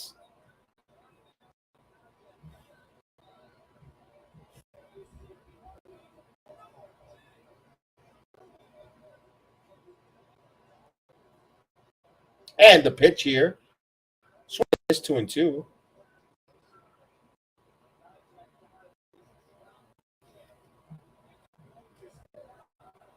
I'm looking at the 40-man roster right now for the New York Yankees.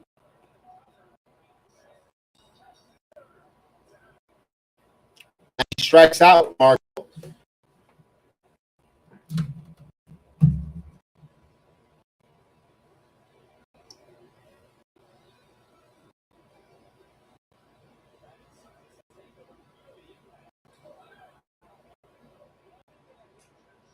All right.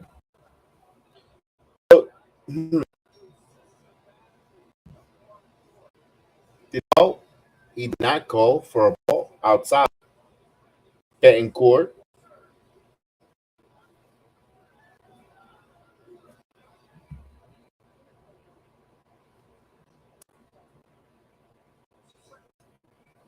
He did go, and it's a strike.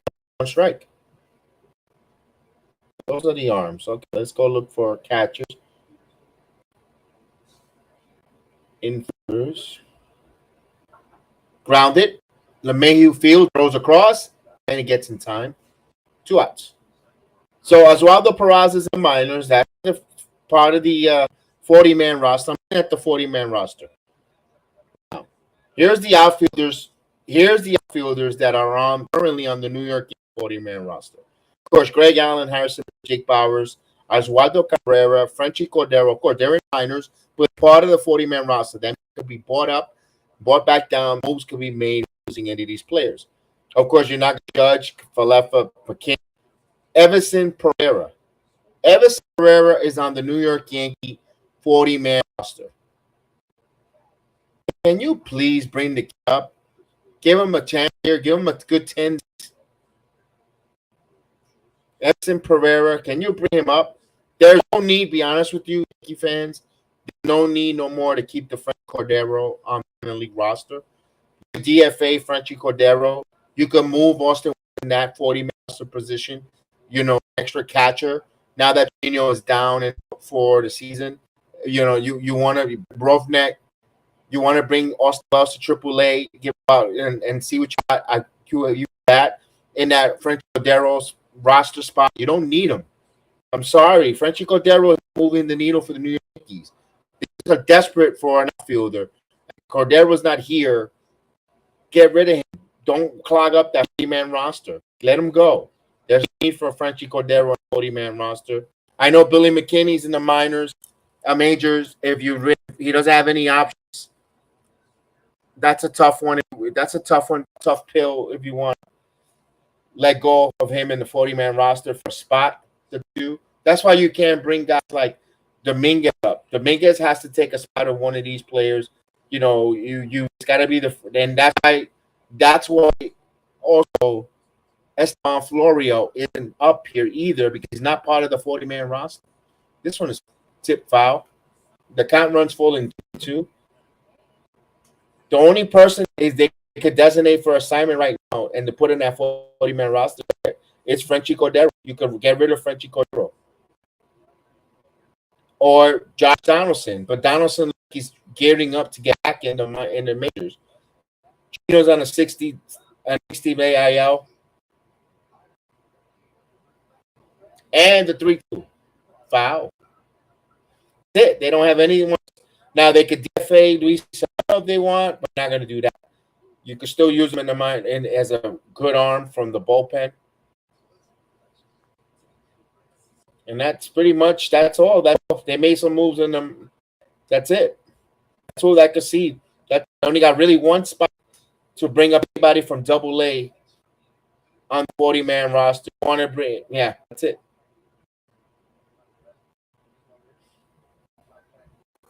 So basically, the Yankees are screwed. This is the team that's out there. This is the team that's going to be out there for the rest of the season. The only one move they really do, and on Chaparro is on the 40-man roster, which I thought he would have been taken off there as Matt Blake coming out with 2 out.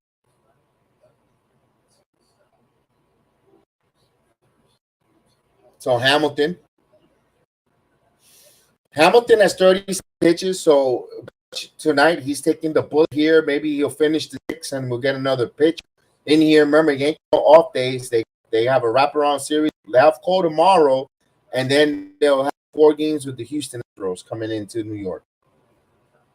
And that's going to be a lot of crowd. But, boy, look for a slaughter here in Yankee Stadium this weekend. Abreu warming up for the New York Yankees bullpen. In the perfect world, you want him to get out of this inning, have Abreu to 7 and 8, and maybe Waldy Peralta 9th. And you know what? We'll start. If they lose, they lose. But they use those relievers tonight. You got to get out of Hamilton. Got to get out here. 37 pitches, 30 calls a strike, all in.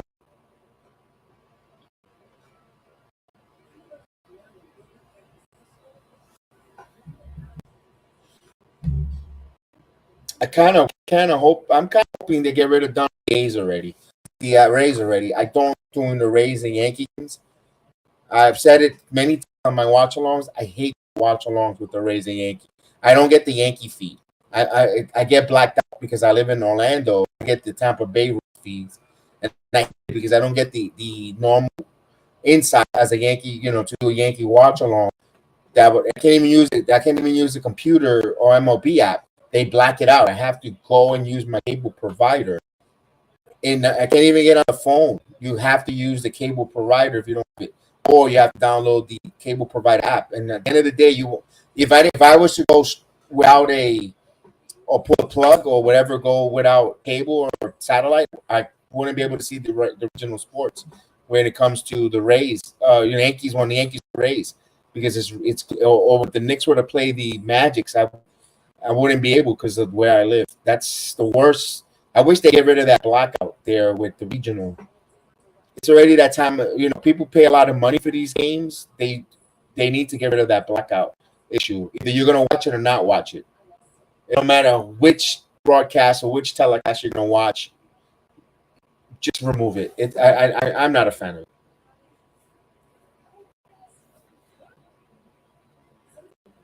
All right, so we go now to the bottom of the 6. 5-0. 5-0 Tampa, man. 5-0. This is a rough one. This is another rough of many rough ones for the New York Yankees here.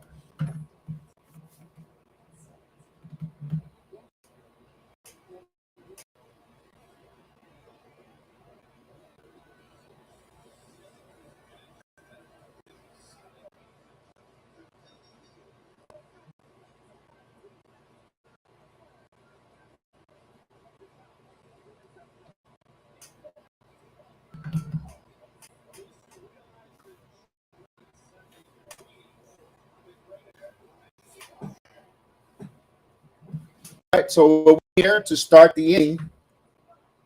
We have Michael Caputo on his wonderful rant. He went bananas there.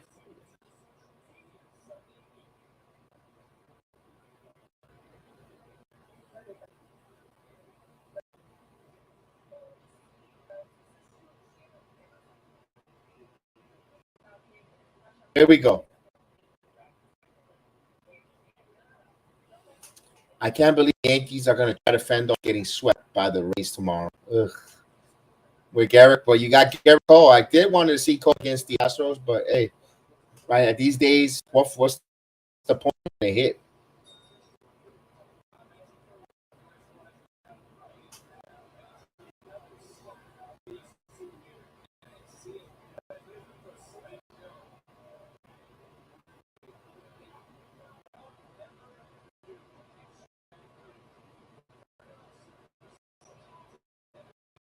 All right, here's Volpe. Volpe swings and fouls it behind an account in 1.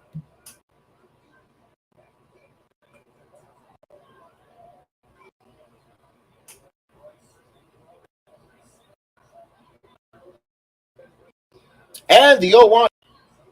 Volpe hits this one, puts a line drive, and it is foul. So Volpe continues to be the king of foul runs.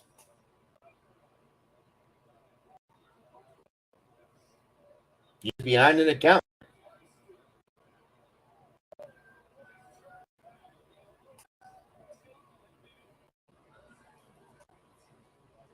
Verlander scheduled to pitch Saturday. He'll DO2 down in 1 ball, 2 strikes. So it'll be Verlander Saturday against the Yankees.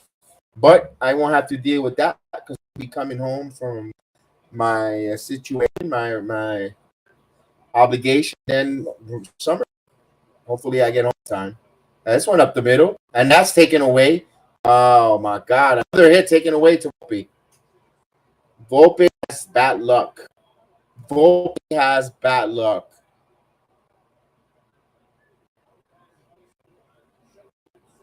We're gonna replay this.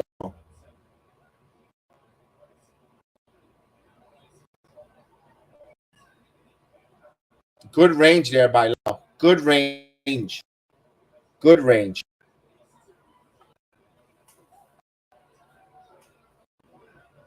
Yeah, they got him.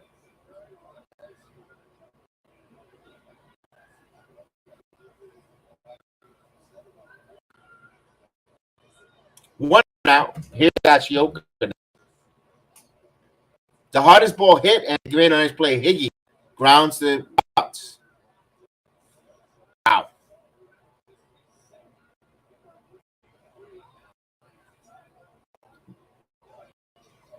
Outs early in the count. 66 pitches. Yankees 5 pitches this inning. There's already 2 outs. Yankees do not work the count.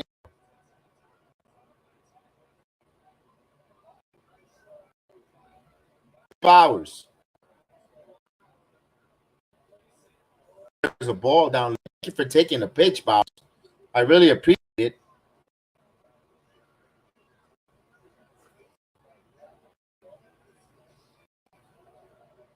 Fly ball into left field, going back. And that one was played like Butcher, and Rosarena dropped his glove, and when he's hurt, I think he might be hurt.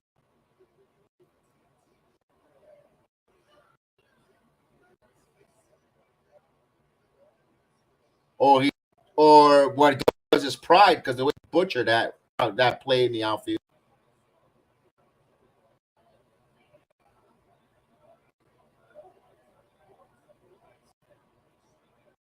He just dropped. He was embarrassed because he butchered that one. He should have been out of that inning. That was a butcher job.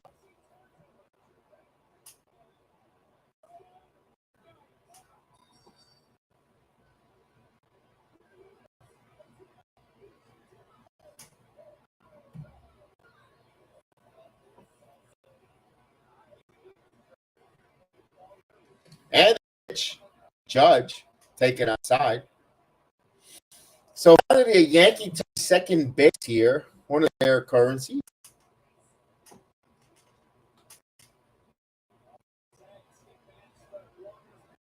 Let's go Yankee chant. Going in Yankees. Bless their hearts. 2-0.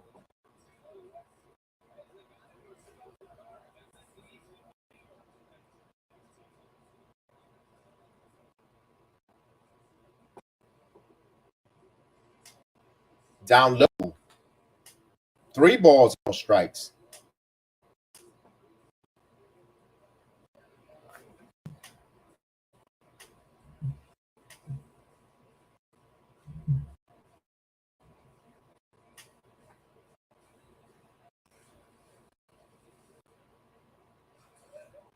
Judge 3-0. Hence this one in center field, but did not get all of it.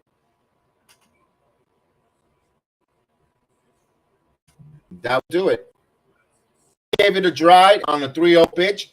The one guy that you give a green light to is Judge in this situation. I know you're down by 5 runs, base runners, but I don't trust anyone else in that offense. Judge walks, but Rizzo's just going to ground out or strike out. So you know what? 3-0 pitch.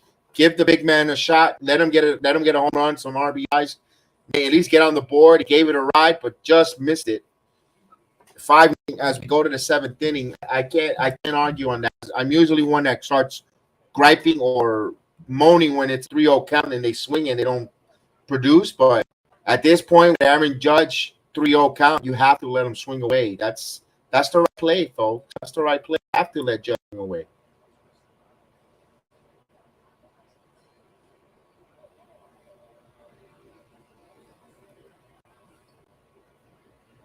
So we go to the 7th inning. We'll see what pitcher comes out for the Yankees. Warming up. Beto Abreu. Let's see how Abreu comes in for Hamilton. Most likely. They're trailing by 5. You want to bring Abreu in. You probably got a combination of Abreu, Peralta, and Nick Ramirez, to close out the remainder of this game and save your high leverage relievers, possibly for tomorrow for Cole, because tomorrow's a desperate must-win. It's a must-win situation tomorrow. All hands on deck. Another 110 pitch performance from Garrett Cole is expected, unfortunately. So it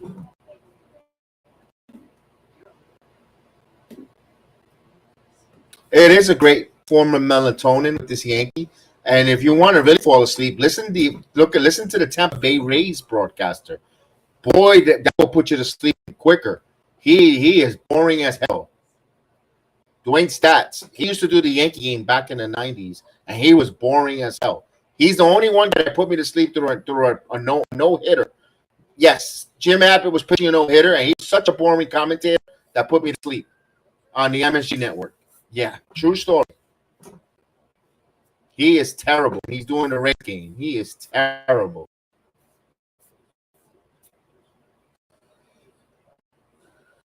Okay, Alberto Abreu will come in here. This is his 35th game of the season for Abreu. He's given up 6 home runs in those 34 appearances. Hopefully he'll keep it there against Ramirez. Ramirez swing miss. 0-1 as he offered.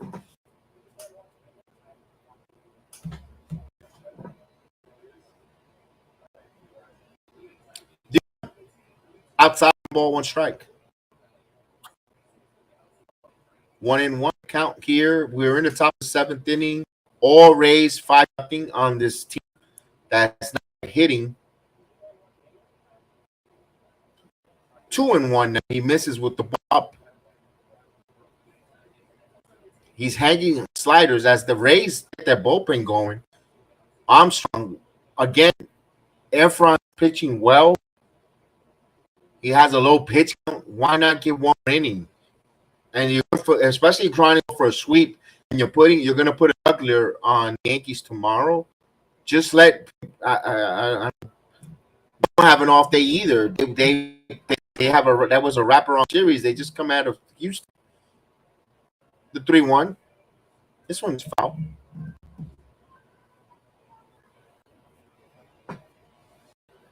So the count runs full, 3 balls and 2 strikes here.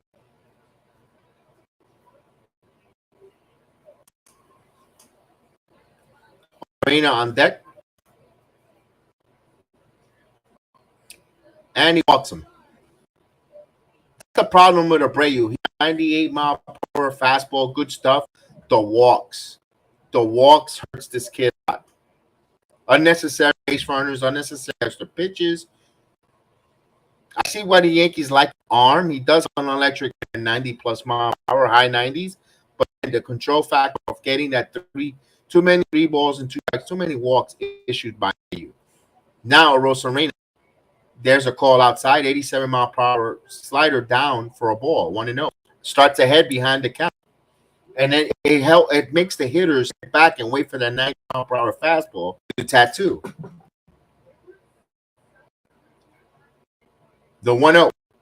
Swing and a miss. He challenged it there. 97-mile-per-hour fastball in on his hands. Rosa trying to get his 19th home run of the season. He just homed earlier in the game. A 2-run shot off a Rodon on a high fastball. Abreu with the 1-1 pitch. He throws for the first.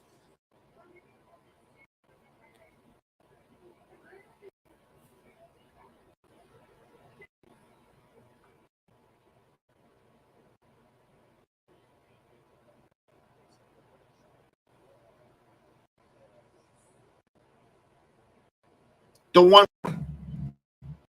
in on his hands in the air to center right center field. McKinney makes the play. Flies out. 1 out. We'll bring East Perales.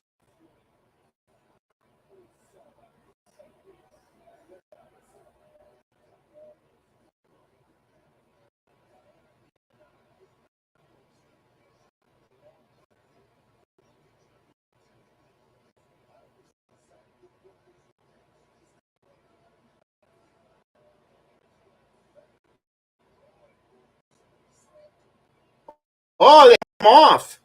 I looked over to the other TV and they picked up Ramirez. Good job there by Abreu there. Caught him napping. Good job.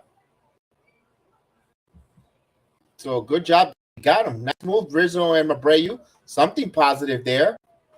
Just caught him frozen out there. There's a strike.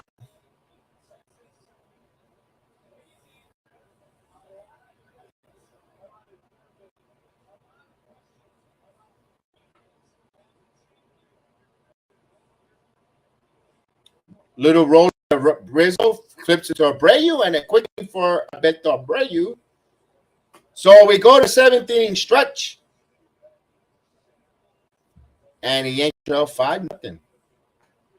Aiden, how are you? Salute the Yankees F-. Yeah, we broke it down earlier. We said the same thing. Pudo was on. Yankees trading deadline, very lackluster. It was not what we wanted. They didn't address the need of. They didn't go and get what they needed. A left fielder, left fielder, by the way. They didn't add a catcher. Now Jose Trevino is hurt, and I guess they're going to run Neff and Hagioka. They didn't address that either. Also, they didn't get a switch hitting third baseman in Jamir Candelario or third baseman. I guess they're relying on Donaldson returning here. Luis Severino shows continue, so they didn't starting pitcher to bring in here. They believe that Nestor Cortez will be their starting pitching of return on acquisition.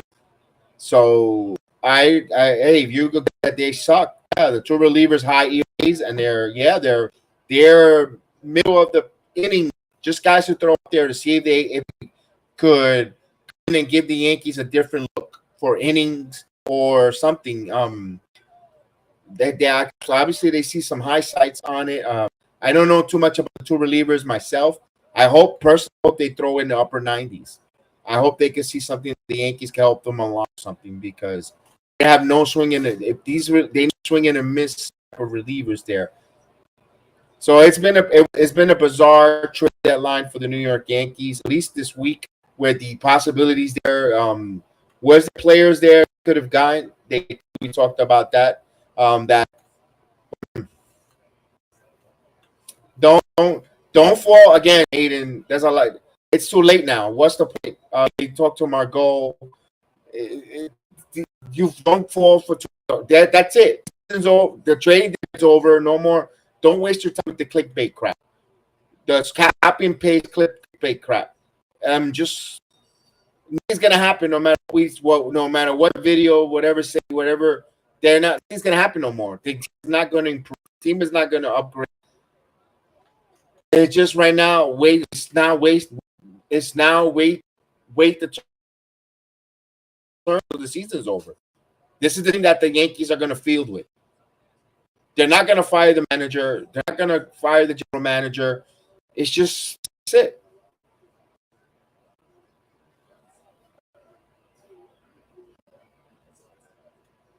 Nah, they never had it. They never talked about Justin Verlander. Verlander was never coming to the Yankees. Nobody was. No one. The Yankees punted when they get Cody Bellinger. Bellinger was their main guy. Bellinger was taken off the market. The Yankees said they did. There was nothing else they were interested in. No matter what, the Cardinals, Jordan Hicks left. They weren't going to get one. They weren't interested in that market. Player that was there, the Yankees were interested. They weren't interested in Teoscar Hernandez. They weren't interested. They weren't going over that third tax. They weren't going to go to the 300 million mark. They were going to see where it was. They asked too much for Gleyber Torres. They should have gotten rid of Torres personally, but no. They could have opened up that roster spot for a minor leaguer to come from the double team. They're making a lot of unquestionable. I don't get what they want to do. I wish I knew. I wish I could tell you what they were thinking, what they're heading in. They confusing me. They had no intentions of adding on. To me, it shows that they had intentions of adding on over that payroll to go $300 million. They have intentions. So the Rays bought Sean Armstrong. All right, so they know the team, and a weird move. Baseball has gone so. Eflin was pitching so well.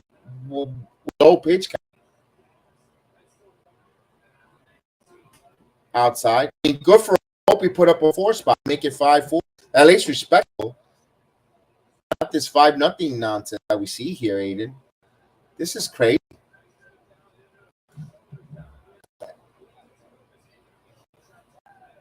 Two and 0. I know you're going Sunday. Is that the Yankee Harry Potter hat, Aiden?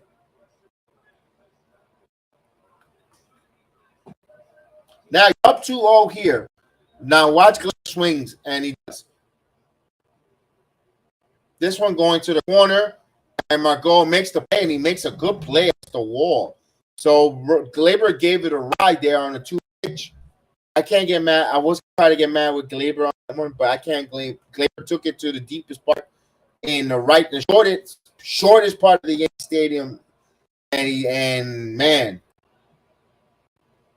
he made the catch and fell right into the New York lifeline. One out. Yankees this year has no luck. Here's Rizzo. Rizzo inside. 1-0. Yeah, they should have traded Torres. They should have traded Torres at the trade deadline to the Miami guy, whatever they wanted to give those prospects to those two pitchers and call it a day. I think the Yankees were trying to get something else. I don't know. The 1-0. 2-0. You even saw the Padres add players. Padres, who are 6 games out, and they added to their team. They added. Everyone thought they were going to be sellers. They added. Rich, I know it's nothing too sexy, but oh, what a shot right at Diaz. Rizzo hit that hard, and that's it. The Yankees got bad luck. Hit it on the screws right there.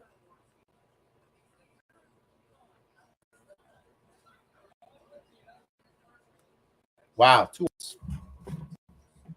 Here's LeMahieu. LeMahieu will hit 2 of the softest ball in baseball. Swing and a miss.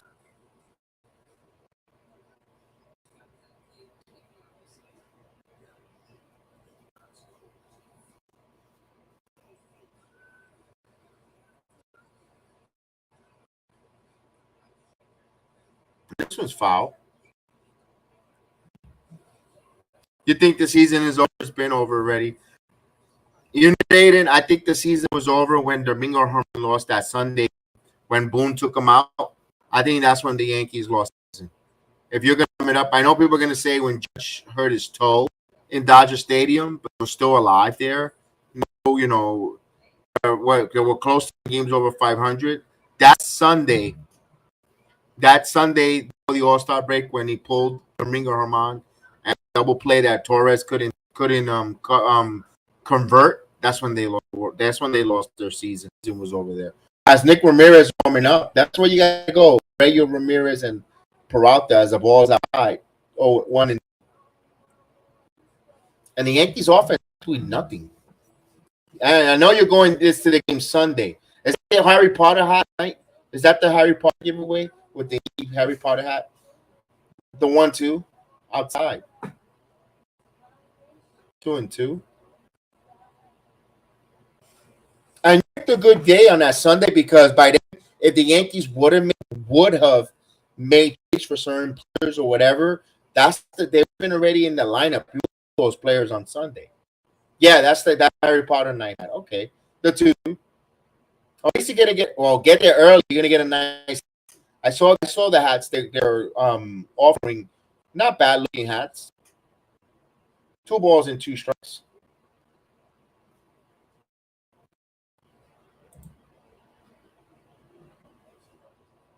And the 2. Strike 3 call. LeMahieu goes down. And the inning comes to a conclusion. 3 up, 3 down. You got to be kidding me. I mean, how do you watch this? I mean, yeah, they stink.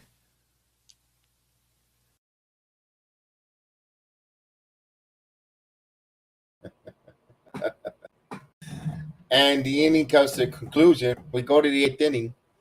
5-0 Tampa.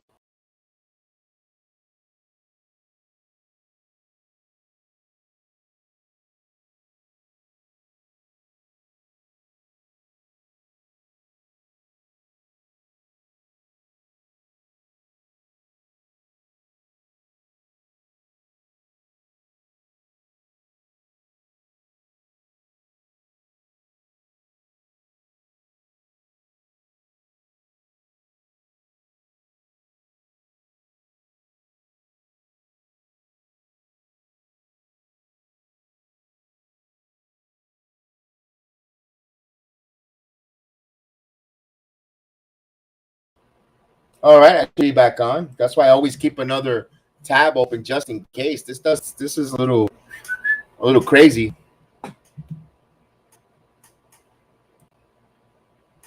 You must have thought I said screw it. I'm gonna turn it off. Nah, I wouldn't do that. I will let you guys know. I won't do that. That's not right. Been up all day. Trades didn't work out. You know what? I had Sirius at work. I had the Sirius Satellite Radio MLB channel on Sirius Satellite Radio. cheap plug. Nothing. I did first. I tried listening to WFAN, and they kind of bored me a little bit in the morning. And then I just went to MLB. I said, you know what? I need baseball centric. If any trades and stuff, and then in here, and there was nothing. It was a dull, lackluster trading deadline for the New York Yankees, if you ask me.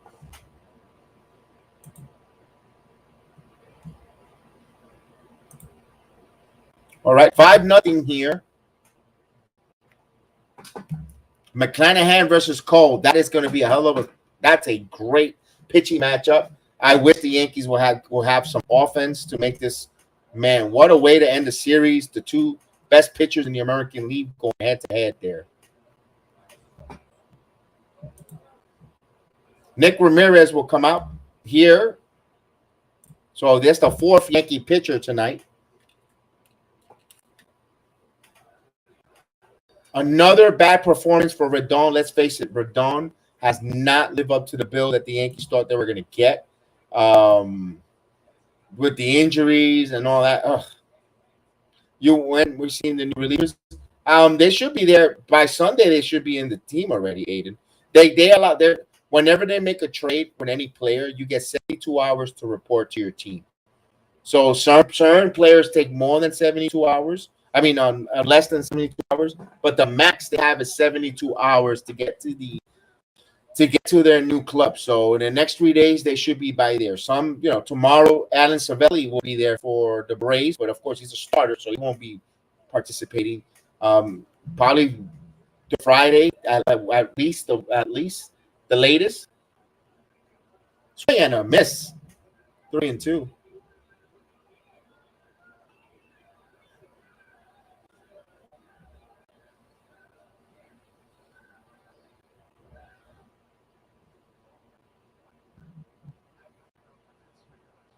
Grounded, right to the right side, picked up Torres, and taps the first, and he's out.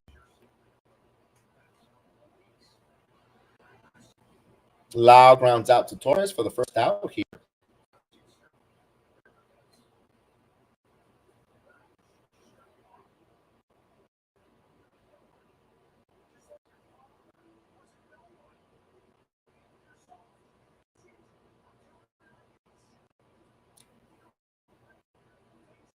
Grounded, foul.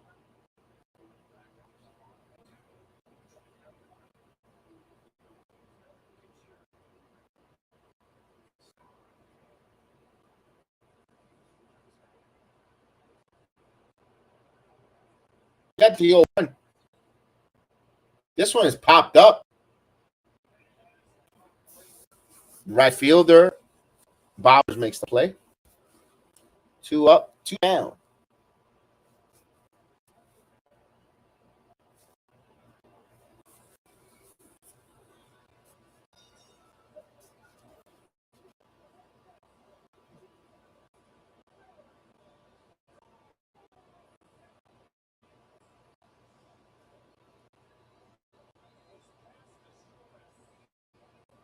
There's a strike. 0-1.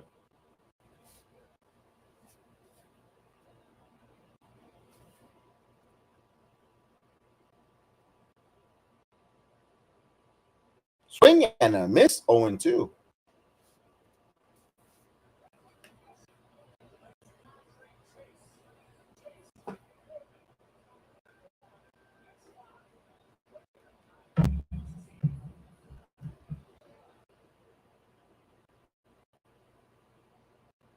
The 0-2. Margot hits this one. McKinney Bowers makes the play. 1-2 inning. So we go to the bottom of the 8 where the Yankees trail 5-0. 5-0. Boy, this is a rough one. Yeah, I don't blame you guys for bailing out. I appreciate those that are watching along with me. I really appreciate everyone watching along that has stayed to watch along, but don't blame you guys if you bail out. I really don't. This is a real rough one. This is a bad one.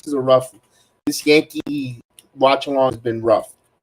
Losing 5-0 nothing done at trading deadline. It's, I could see where people ire or anger towards the team by watching. It's Tuesday night. I could be watching NXT. I could have been at NXT tonight. I could have gone. I could have gone back to wrestling at the live events Tuesday nights, and man, yeah, I think Montas is a free agent, Aiden. I think Montas is a free agent. I don't think we'll see Montas in a Yankee uniform, my friend. Yeah, but you got Efros Trevino back, yes. Unless they don't make a trade, yes. They're coming back.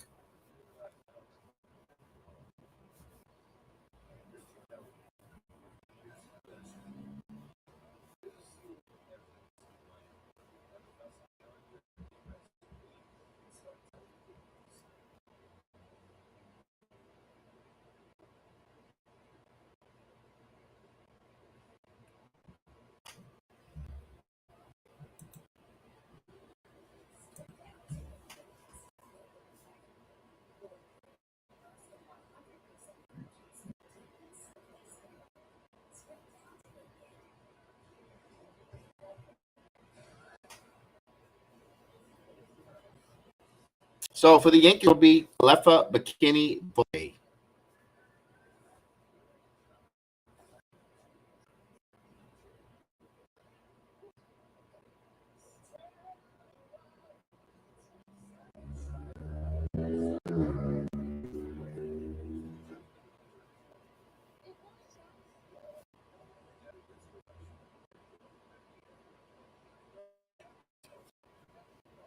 All right, here's the pitch. And we're on the way in the bottom of the eighth for strike two for Lefa.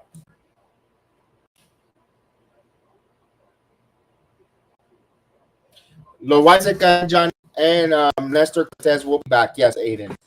Nestor Cortez will be a starter. Loizaga in the bullpen. You're going to probably have Herman in the bullpen along with. They look like they're going to try out Severino back on Friday. I don't know why. I have no idea why you bring Severino back out on Friday. Be honest with you, he should be in the bullpen, and maybe you think about giving Randy Vasquez a chance here down the stretch, see what you have with him. He was very impressive, Randy Vasquez. But at this point, they're going to do everything backwards. They're going to do everything backwards, like that makes them. I guess they want to really aggravate the Yankee fan more. I mean,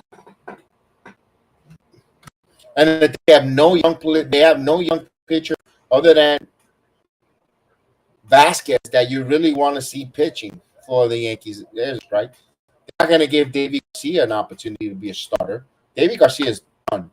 They wasted that prospect. They destroyed that prospect with that playoff for J Happ. The payoff pitch in on his hands, and what a soft out. Another jam. Weak out. One out. Wow, this is not exciting at all.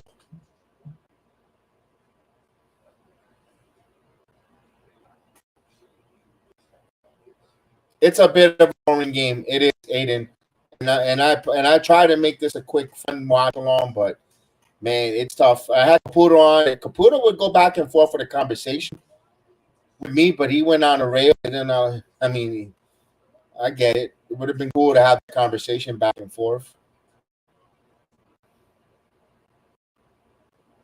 You know this game is. This is a puzzling one because you don't see our good friend Maria. She's not here tonight, and probably tired watching Portugal United States Women World Cup at 3 in the morning. So maybe her schedule has been a little bit off rails, and she also works, so she's probably tired. This one's gone back, and nice play there by Arosarena. He makes the play. 2 outs.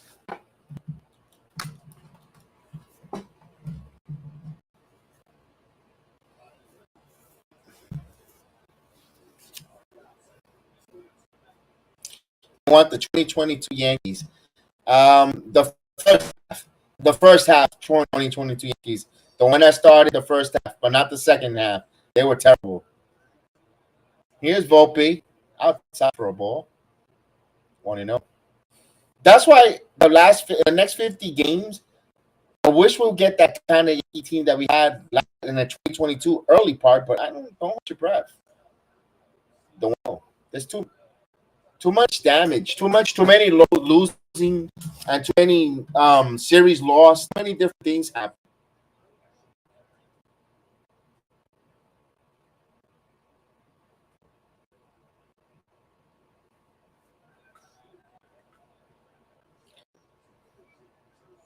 The 1-1. 2 balls and a strike to Volpe.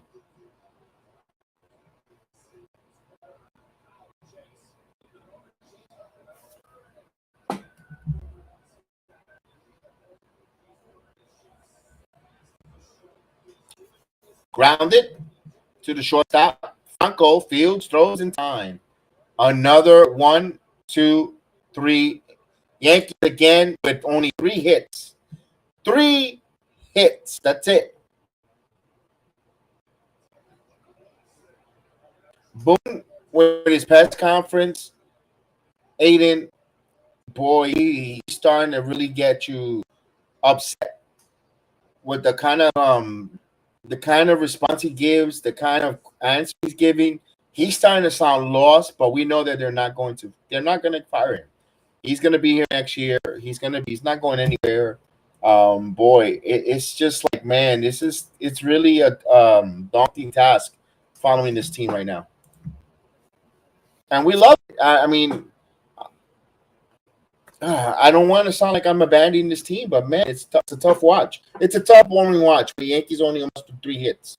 Only 3 hits. 3 lousy hits.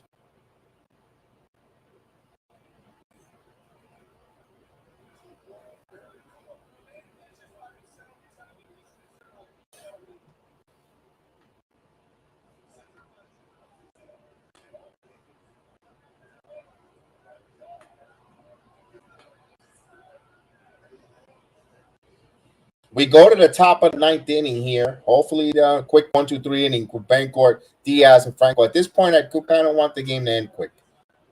Yankees are not going to put any rally. They're going to eat the donuts tonight with the bagels. 0. Make it quick. Make it quick. Make it quick. Just make it quick. I mean, I hate to sound like that. I hope, Aiden, I hope we have a 9th inning to remember. Like, holy cow, this could be a pivotal point. They might change. They might turn the page. They score 6 runs in the 9th and walk it off. I mean, I hope I can make that call. We'll only dream, daydream. But man, I would love that. It starts off with a Yankee 2-run shot, and now they put our base runners on, and they walk it off here with a 3-run homer. 6 plus 5. Wow, can you believe it? Put Tiffany in the corner. Holy crap.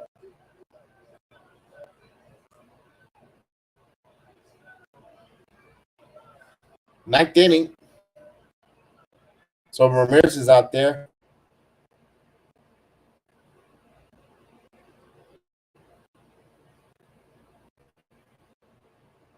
And a pitch. Swing and a miss. 1-1.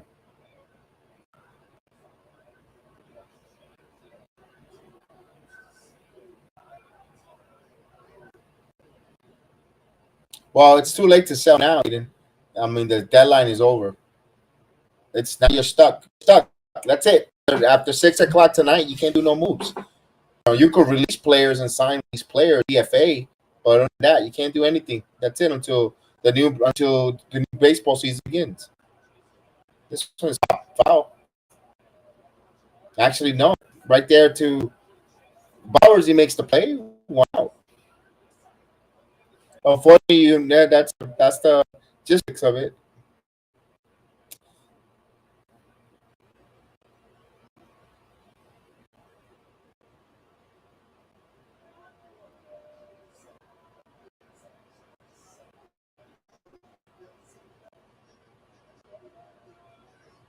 And the pitch. There's a strike.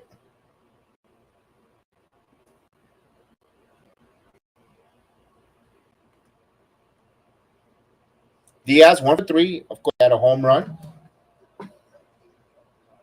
Torres could have gotten those prospects. I agree. We should have traded Torres. I think we would have gotten some nice prospects for Torres, some good pitching prospects from the Marlins. But he pops this one up. Right field. Bowers is back there. Second out of the inning. So 2 outs. Base is empty.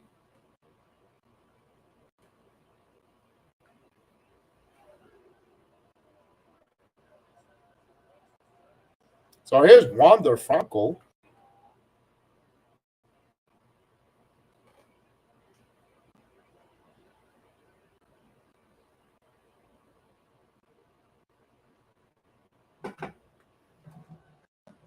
And the pitch.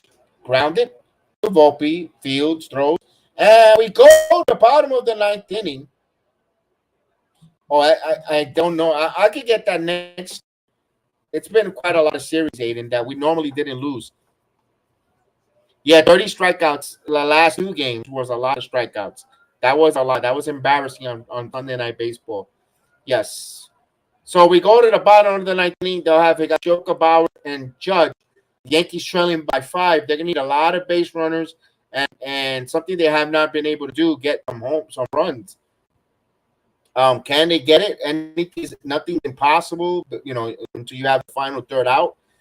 But man, the way they've been hitting and the way they've been approaching, it doesn't give you the hope that they could do it. They could come through.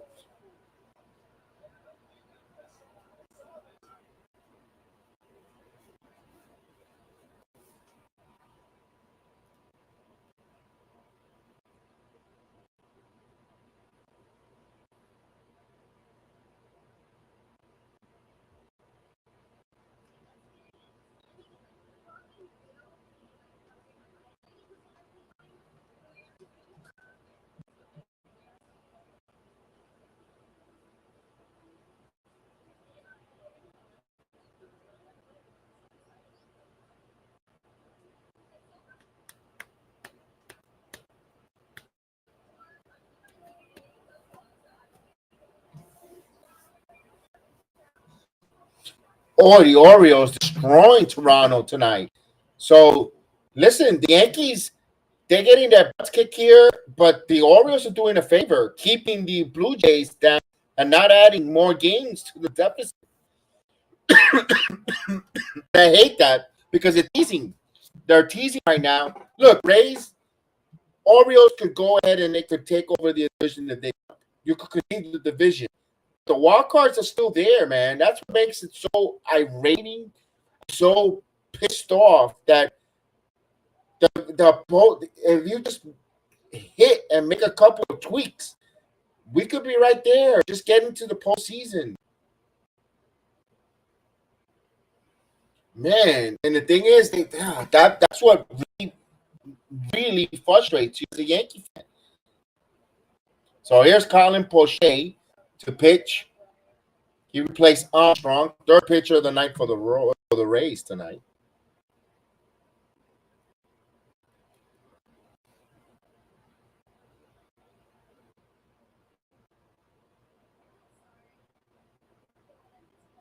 There's a strike as he starts off bottom of 9th inning, strike 1.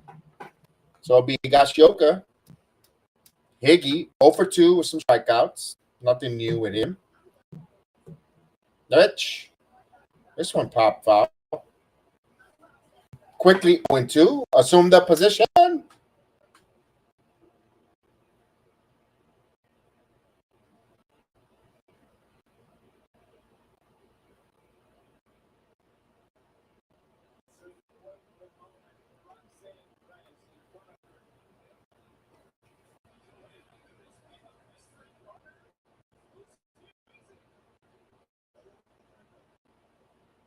Down low. 1-2.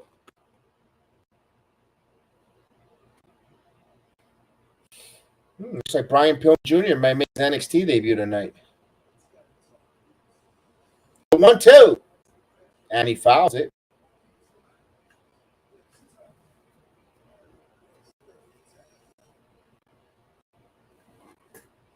Yankees need base runner. And the batters on deck here looks like it'll be a pinch hitter. We're going to have Harrison Bader come up. The pitch, grounded, right to the shortstop, field, Franco throws, 1 out. Yankees down to 2 outs. 2 outs left. 2 outs to get 5 runs. So pinch hitter, we're going to have Bader for hours.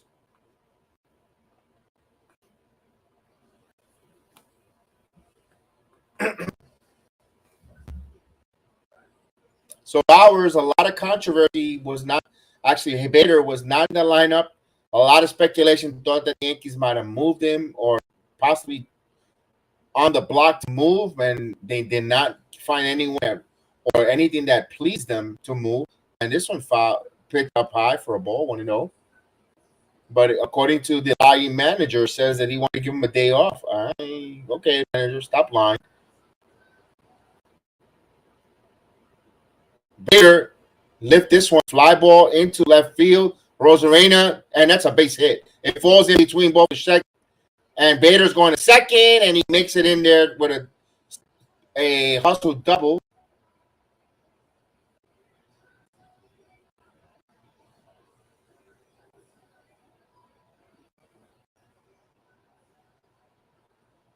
So Bader with the 4th hit of the game, and this one was a long way, and Rosarena just had a glove on it, but he heads up. Last second, he dived, and he got the ball, and he flipped it there to the center fielder to throw it back in. That was a smart play by Rosarena. Almost had Bader there. Bader put his head down and realized it dropped, and then he put the afterburners. He should have been run from the very beginning. You don't take anything for granted. Here's Judge with runner. Judge hits this one. Towering fly ball, and just missed another home run, and it hits in front of the warning track for out number 2. Judge just got under that one. He was trying to hit the home run there. It had a lot of hang time, but just not deep enough. And there's a pick for that, by the way. Oh, here's Torres. Now, I guarantee you, Torres, when we all time for him to get the first pitch and end this misery, he's going to take a long at bat here. Oh, no, maybe I'm wrong. Hold on a second. There's a ball. Yeah, so he listened.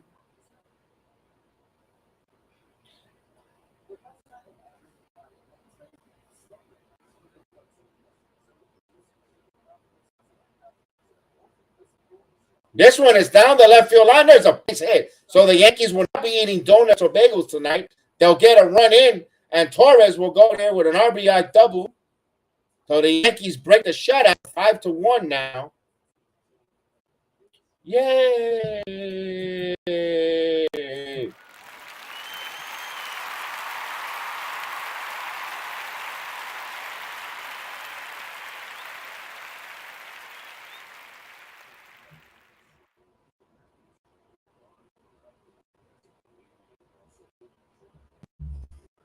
All right, so runner at second now. The game still continues. Yankees still a little bit alive here. Here's DJ LeMahieu, the pitch. And actually, Rizzo gets a base hit. Let's see those Torres. Why are you holding Torres? Why are you holding Torres? Why are you holding Torres? What was the purpose of holding Torres there? What do you save him for? Did he does he not know that the game is in the bottom of the 9th inning?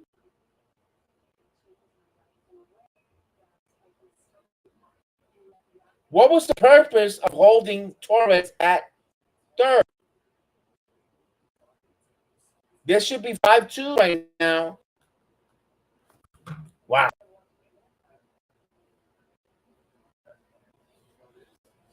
Now DJ LeMahieu.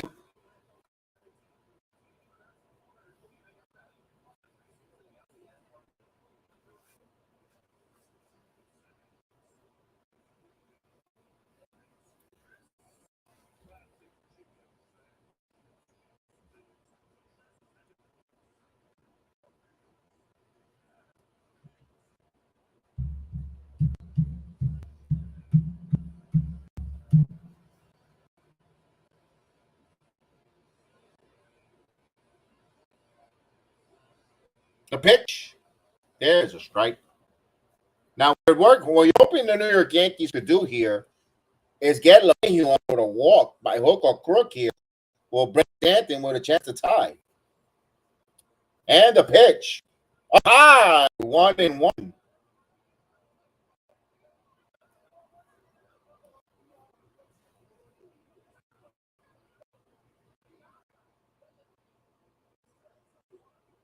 One ball, one strike.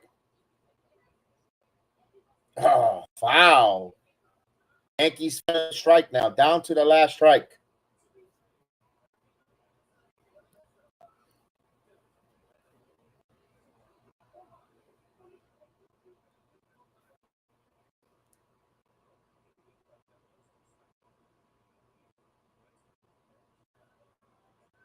This one foul out of play. It's still 1 ball, 2 strikes.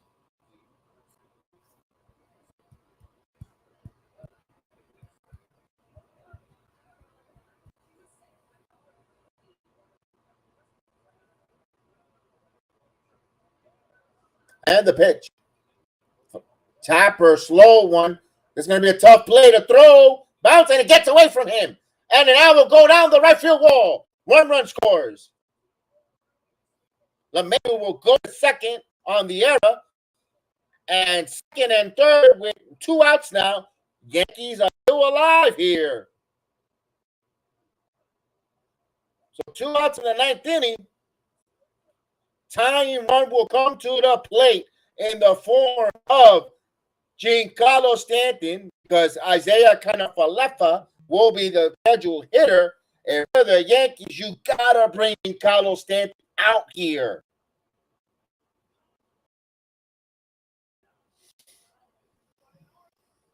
And Diaz could not play the short half.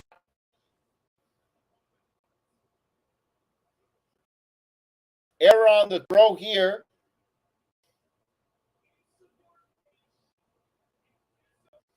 Porsche will be out of the game here.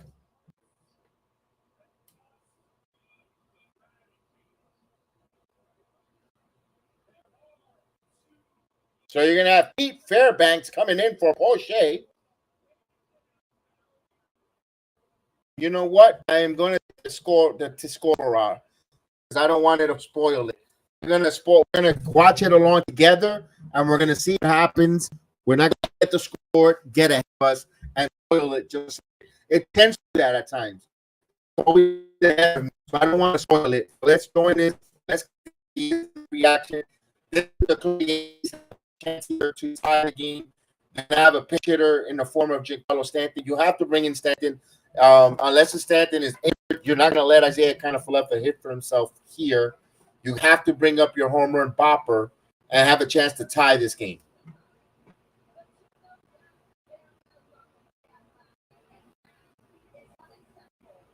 So good spot here.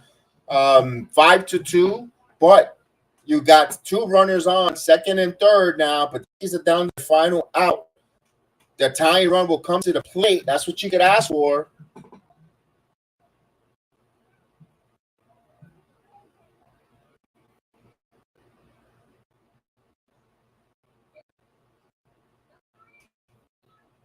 Let's wait.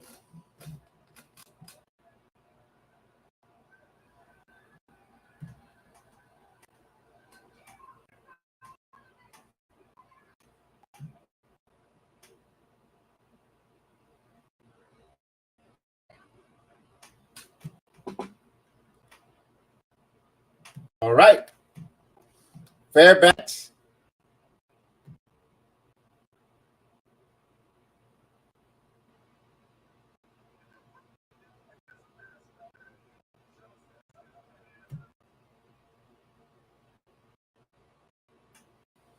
Let's go.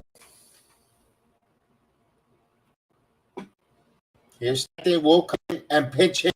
This is a big at bat, Stanton. Stanton wants to start the rest of this remaining of the season. Tonight will be a big opportunity for him to come up huge as a pitch hitter right now. This is my goodness.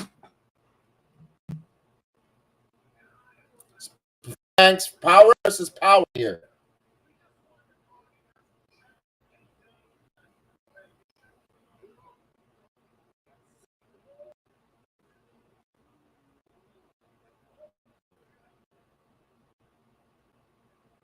Understand.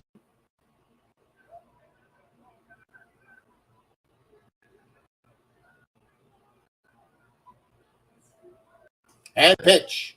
Down the dirt. 1-0.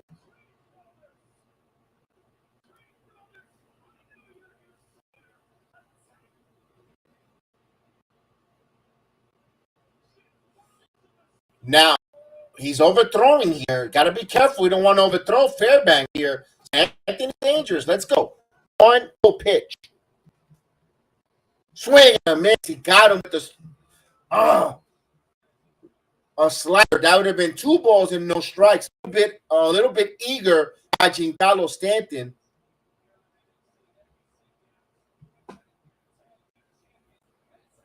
The 1-1.